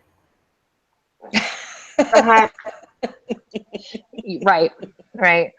Yeah, that's what I'm undertaking now. Is I'm tapering off the Suboxone, and I'm scared, but I'm ready. You can do it. I have a friend that did it. She did it, and I never took it. I never used it. Even when I was pooping my pants and puking and withdrawing, my husband, who was a huge enabler, God bless him, he said, "Do you want me to score you some Suboxone?" And I said, "No," because I know me. Yeah. I would abuse it, and you know that myself. And it's the thing is like it fills my mind so much that, like, because I'm always thinking about, you know, making sure that I stick to what I'm supposed to, and that I don't, you know, and it's just, if anything is on your mind that much, it's got to go. It's time. Yeah. Thank you, Jesse, Jesse. what That's you so said, sweet. and what she just said and stuff. The reason that people turn to heroin is because it's cheaper. It becomes cheaper than the pills you buy. Yeah. And I said that the only difference between me and the next heroin addict is I honestly didn't know where to get it. And now that I'm in recovery. Me too. I would have you totally know, gone to it. I didn't know where to get it. Exactly. And but after treatment, I found out that it was all around me, and I never knew, because I never went out searching for it. But I absolutely would have gone to that was I my thought. I had nothing left. Yeah. Papa Rat wants to know what Suboxone is. And by the way, thank you, Yaba. Suboxone is an opiate with naloxone in it. Naloxone is the stuff that they give to heroin addicts when they overdose, or opiate addicts when they overdose. So it's got that component that's like a safety net, but it's also got an opiate in it that hits a ceiling. So, and I only know this because I've researched it. When it will satisfy the receptors to the point like the opiates do, but you can't get more activated, and it doesn't do that rush of dopamine like the regular opioids and heroin and stuff does. So it's like taking one strip is like you could take 15 of them and you're not going to get that high, but it is still an opiate. So it does release some dopamine. Right. Yeah. Well, it's and like methadone. The heroin that's here is being laced with fentanyl, and they are having more first-time users overdose and die than they've ever seen. I mean, it's an epidemic right now, especially in the South. Yeah. I went through the obituaries the other day. I was telling my husband this, and there were, of the ones that I could track down that were opiate related, because either they wanted in lieu of flowers for it to go to something that you could track it down, or it was, I could cross-reference it to the news. What was it, Brian? 4 in 2 weeks in Austin? I think so. 4 in 2 weeks in the city of Austin. That's the ones I could prove. That's what it was from. Yeah. Well, and I'm telling you, it is it's so sad. Go ahead, Randy. I'm sorry, babe. Oh, I was just, that, which I think I got that video on private when I was talking about timber when we were doing that speech. We speak with a lady. We had, it wasn't in heroin. They were doing the fake Percocets around here, and we had, let's say 11 overdoses and one death. The one death is my friend's son. Was Oh my my friend's God. son. And that shows him. She shows a picture of his grave. She shows, and just love her and appreciate her so much for telling her story, because she found him on the couch. And this is something else I like to tell when I speak. Everybody says tough love, kick your kids out, do this, do that. But let me tell you, I speak on a panel with a man who done tough love, kicked his son out, wouldn't have anything to do with him, and with a woman who coddled her son and made him sleep in the ditch. Yeah. Both of them died. Yeah, it doesn't Oh my discriminate. God. It doesn't discriminate.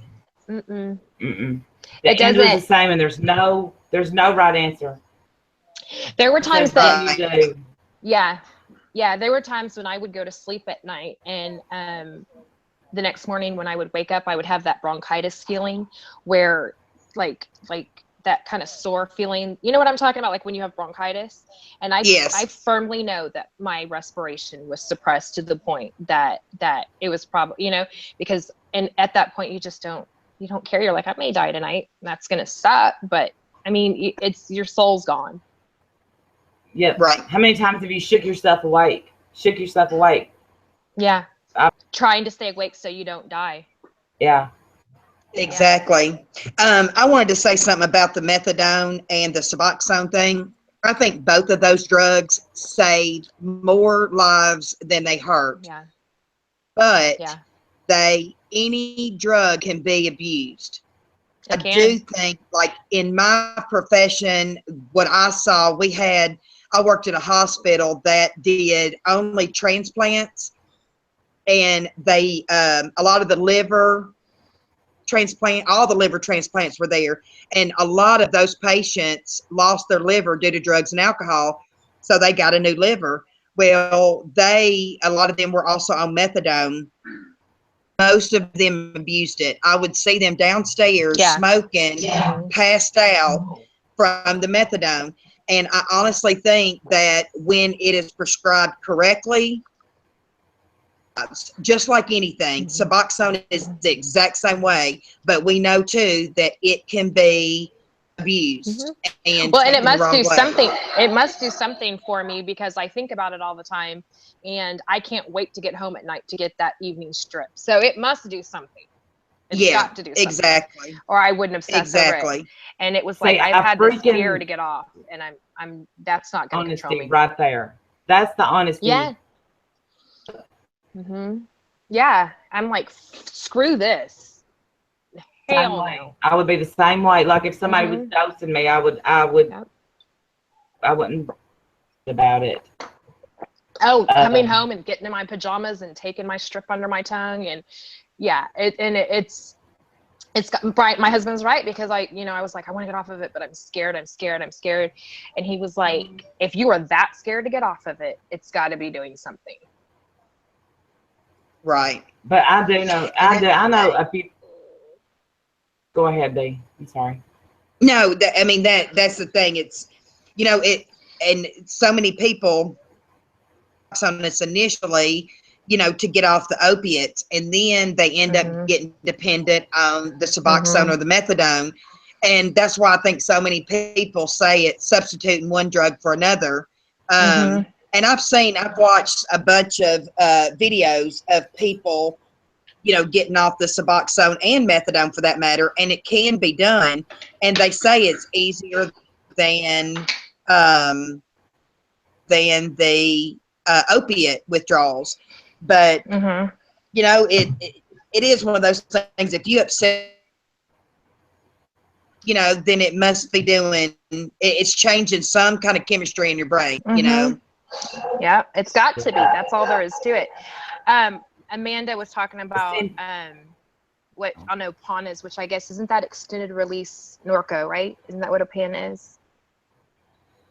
And Xanax together, and her boyfriend would find her passed out in the morning with a pile of crushed pills. Wow.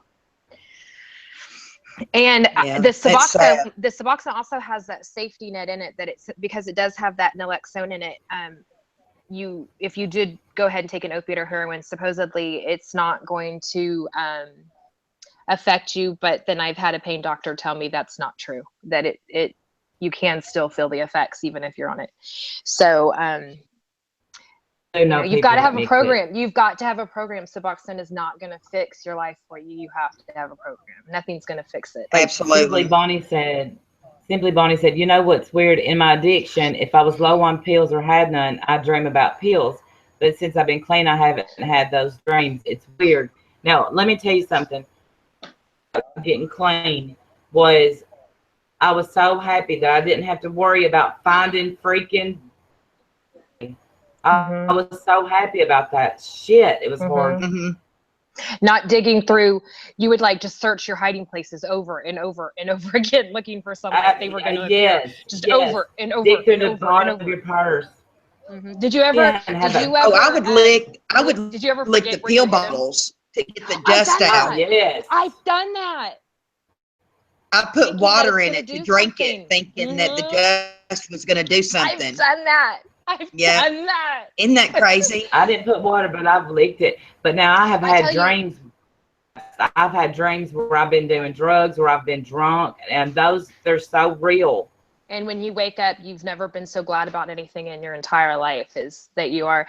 I remember one time, I used to have to get my shit together before I went to the pain doctor, because you can't have your nose running and be sick and everything else when you go to the pain doctor, because he's not probably going to give you anything. And I was so sick from withdrawals that I was like, God, if you can just help me get this last prescription, I'm going to start tapering. And I promise, God, if you'll help me. And I found one pill on the driver's seat as I was getting in the car to go to the pain clinic, right? So if ever God was saying, get your shit together, not that he was, but that was it. Didn't matter. Took it, got my prescription, and was back off to the races. It was just like that, because you always think that's the last time. I remember going home at lunch to get my evening, supply, going home at lunch and getting on the thing and being like, tomorrow I'm going to take it as prescribed. Tomorrow I'm going to take it as prescribed, and thinking that I really, really was. Like I was really, I was going to. The games we play in our head. Yes. Yeah, it was crazy. It was absolutely insane. It is crazy. So it's a much better existence, and that doesn't mean that things don't suck. But after what happened this evening, I would have just gotten loaded and forgot about it. Right. Exactly. And so I'd have been loaded while it was going on. What are you talking about? Exactly. Well, and the thing with, and that I know you said, I didn't see what happened when you said that you got ugly, but some people can bring that out in you. And as much as you hate it, that, and that's why you have to walk away from it. You have to walk away from it and say, this is not part of my life that I want. And you walk away from it. So, so it was, used to, it would have been horrible, but now I can just say a prayer and do my step 10 for the evening and say, is there anything that I need to make right? And she's right, though. I am obsessed with Truthfully Trisha. I am trying to get over that obsession. I don't know. I must like her. You know what? When you point and there's 3 pointing back at you, the reason she bothers me is because there's a lot of things in her that are in me that I don't like. I guarantee it happens every single time. Is when something drives me crazy about somebody and I have to lash out, it's because they're what I don't like in them is in me. And it's probably true. I mean, yeah. So if she's watching, hi. No, I'm just kidding. I have reached out to her. I have reached out to her before, and she was right to be on guard, because I reached out and then, and so anyway, but that's neither here nor there. But it is true. We see stuff in other people that we don't like. And it's amazing when we have a program that we can look within and say, now, why does that piss me off? Right, Yeah. exactly. And that's what I've tried to do too. And usually I hate the answer to that. Mm-hmm. Yeah. Or when You'll you see think me like make a one time, video yeah. Go ahead. all night long evaluating myself and why did I act this way and why did I, all night I do that. Yeah, I we'll swear I'm drive going to ourselves remix crazy all the with it. times when you start your vlog and you go, hey guys, I'm going to try this again, or let's see if it works. I'm going to remix like all your videos and put all those little clips together of when you say that and put a beat to it. And it's going to be like, let's try this again. Okay, guys. Okay, y'all. It's going to be like back to Fourth back. time, fifth time. I know. It's so, you know what? I get really peaceful when Randy does her vlogs outside. It's like I drink my coffee at work and I watch it, and the peaceful like surroundings that she has. It's like, okay, life may be crazy in my office, but I can look at that and she's like in a place that's like much more serene than where Oh, I love my yard. But then remember, I'm leaving for work usually. I am. Yeah. That's always, I need to put that in there too.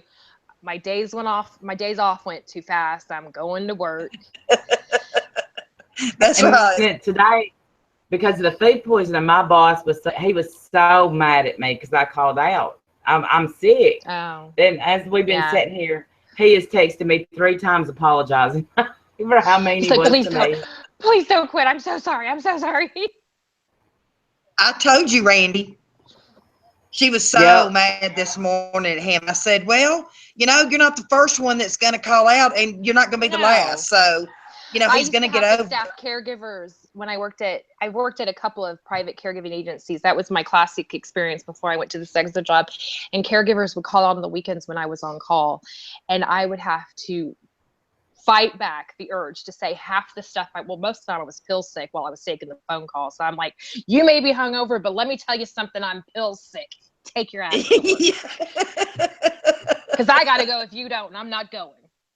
That's right. That's right. So. It's so funny. It is so funny. Well, I'll jump off here in a second, but I'm Open glad your that we got eyes. to How talk. many pills And do all I of have that today? Yes.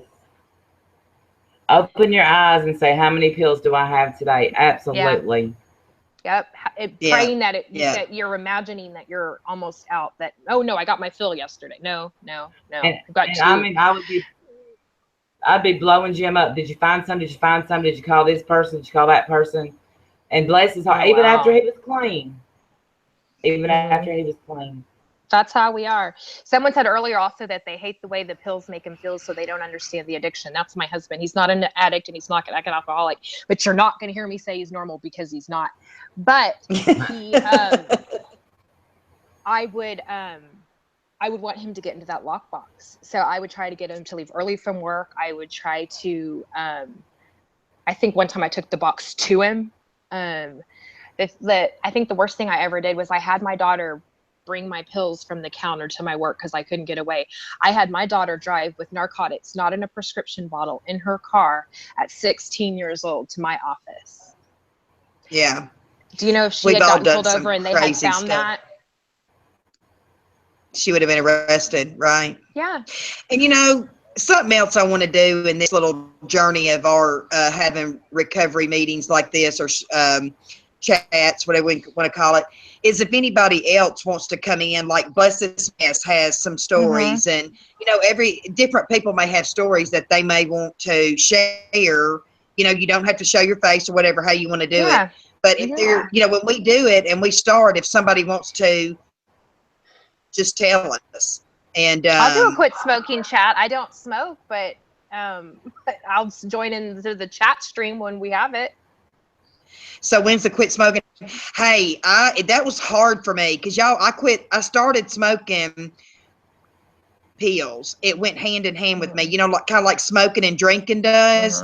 Well, mine was pills and smoking went together. And I started smoking more and more, and it was one of the hardest things to quit. And the only way I quit was vaping. Tell myself, it has enough nicotine. It has enough nicotine. You're going to be fine. And now I'm weaning myself off the nicotine. I went from 18 milligrams. I'm mixing half 6 and half 3. It's half and half. Yeah, and I started September 24th of last year. Okay. That I've been without a cigarette. Amazing. So My It's a dad good has, feeling. he's been sober for, gosh, let's see, I'm 38. So for about 35 years, my dad's been sober. And do you know, he says that giving up smoking was much harder than the drinking. He would give up the drinking 10 times over the quitting smoking again. Isn't it weird? It is, the way it gets in the brain, it is insane. And I will say to any of those that start smoking, do not. We had No. a gentleman at our meeting tonight get diagnosed. He's been sober 40 years. He had a cough. He has stage 4 lung cancer. Found out on Friday. Oh, Oh. that's horrible. That's hard. I mean, but you know what he said? He doesn't regret one cigarette. Yeah. That's what he my said. granddad He goes, I was. didn't regret one cigarette. And I was like, holy, my mom has not smoked in 20 years. And the woman still talks about, I can't wait till I get to heaven. I'm going to smoke. I'm going to smoke when I get to heaven. And I'm like, I've never met anyone who's so obsessed with it. But that they say it incorporates all your senses. It's your cognitive because of your fingers doing the motion. It's your taste. It's your brain. The smoking incorporates all of it. Right. So Interstellar, you really believe that the vaping is still smoking? It doesn't have all the carcinogens and stuff. I don't know. But I guess it doesn't have all the carcinogenics, and I'm Ooh, sure they'll Barbara said find out she's got an oral something. fixation. No, I'm just joking. She said she's trying to quit like an oral fixation. I got to be good, guys. I'm bad. That is funny. Congratulations. Amanda said you quit smoking January 21st. That's awesome. That's awesome. When we do this again, we could definitely let somebody, bring the other people in, let them talk. I would love that. That was, did you tell Randy what my idea was for our name? You're not, Randy, you can't remember nothing. Oh, damn it. I'm looking at the text Sober message. Sweethearts. Yes, I was thinking to say Sober Angels. No, it rhymed. Sober Sweethearts. I love that. I love that. That's cute. I love it. Yeah, no, I think it's great. I love that and forgot. But and if we have just a 3 topic hours, and y'all, all that. It is really? But that was from the beginning. But I did too, yeah, but this was awesome. And I did get heated too. And I actually do apologize for that, but I can't. Emotions are emotions, and that just means that apparently we did have a really good friendship that we got so upset. Right. Yeah. Exactly. And that's. But we both hurt each other. Maybe in time it can be mended, but for today it can't, and that's okay too. It's okay. I do know that she. I do know that no matter what, that it could be talked out, but I don't know. Anyway, that's not today's business. It'll happen. You just pray on it, think on it. And because the worst thing it does take time, Mandy, just like what Yava said. And you don't want to keep it inside so long, it builds up a resentment. Yeah. Because that's the worst thing. Yeah. So, but yeah, this was awesome tonight. I'm telling you, I'm so glad we turned the page. And me too. Yeah. I hate the way I acted in the beginning, but I'm so glad. Me too. Damn, I need to watch it. Me too. We all acted a fool. No, don't watch it. I wish there was a way that I wish I knew how to edit and cut out. No, well, you can, as a matter of fact, but I'll have to tell you what program it is, and you would figure it out real quick. It's a very easy program. But the fact that Yaba Yaba's come a long way. Holy moly. Started out a war, now look at us. Absolutely. And it can. By y'all, my lord. Yeah, I just. A geek. I swear to God, you're a geek.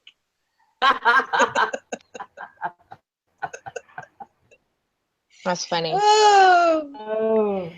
Well, I am going to go take a bath and go to bed. But I really had a fun time, you guys. Mandy, thank you for coming on, sweetie. And we are definitely going to do it again. We're going to do it again. Okay, sounds good. Bye, you guys. Bye, honey. Bye. Bye. Yeah, I love this tonight. It started out insane, but then by the end of it, look. So you know, it's not always where you are; it's where you end up. So it is. That's what it's about, you guys. Yes.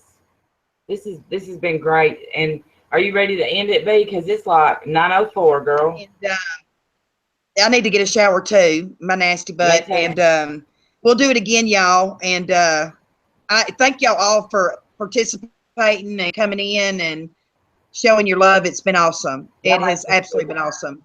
Yes. Y'all make us feel All right. really good. All right. Absolutely. Love All right. you. Good night, y'all. Love y'all. Love you, Good night. Randy. Love you. Love everybody. Good night.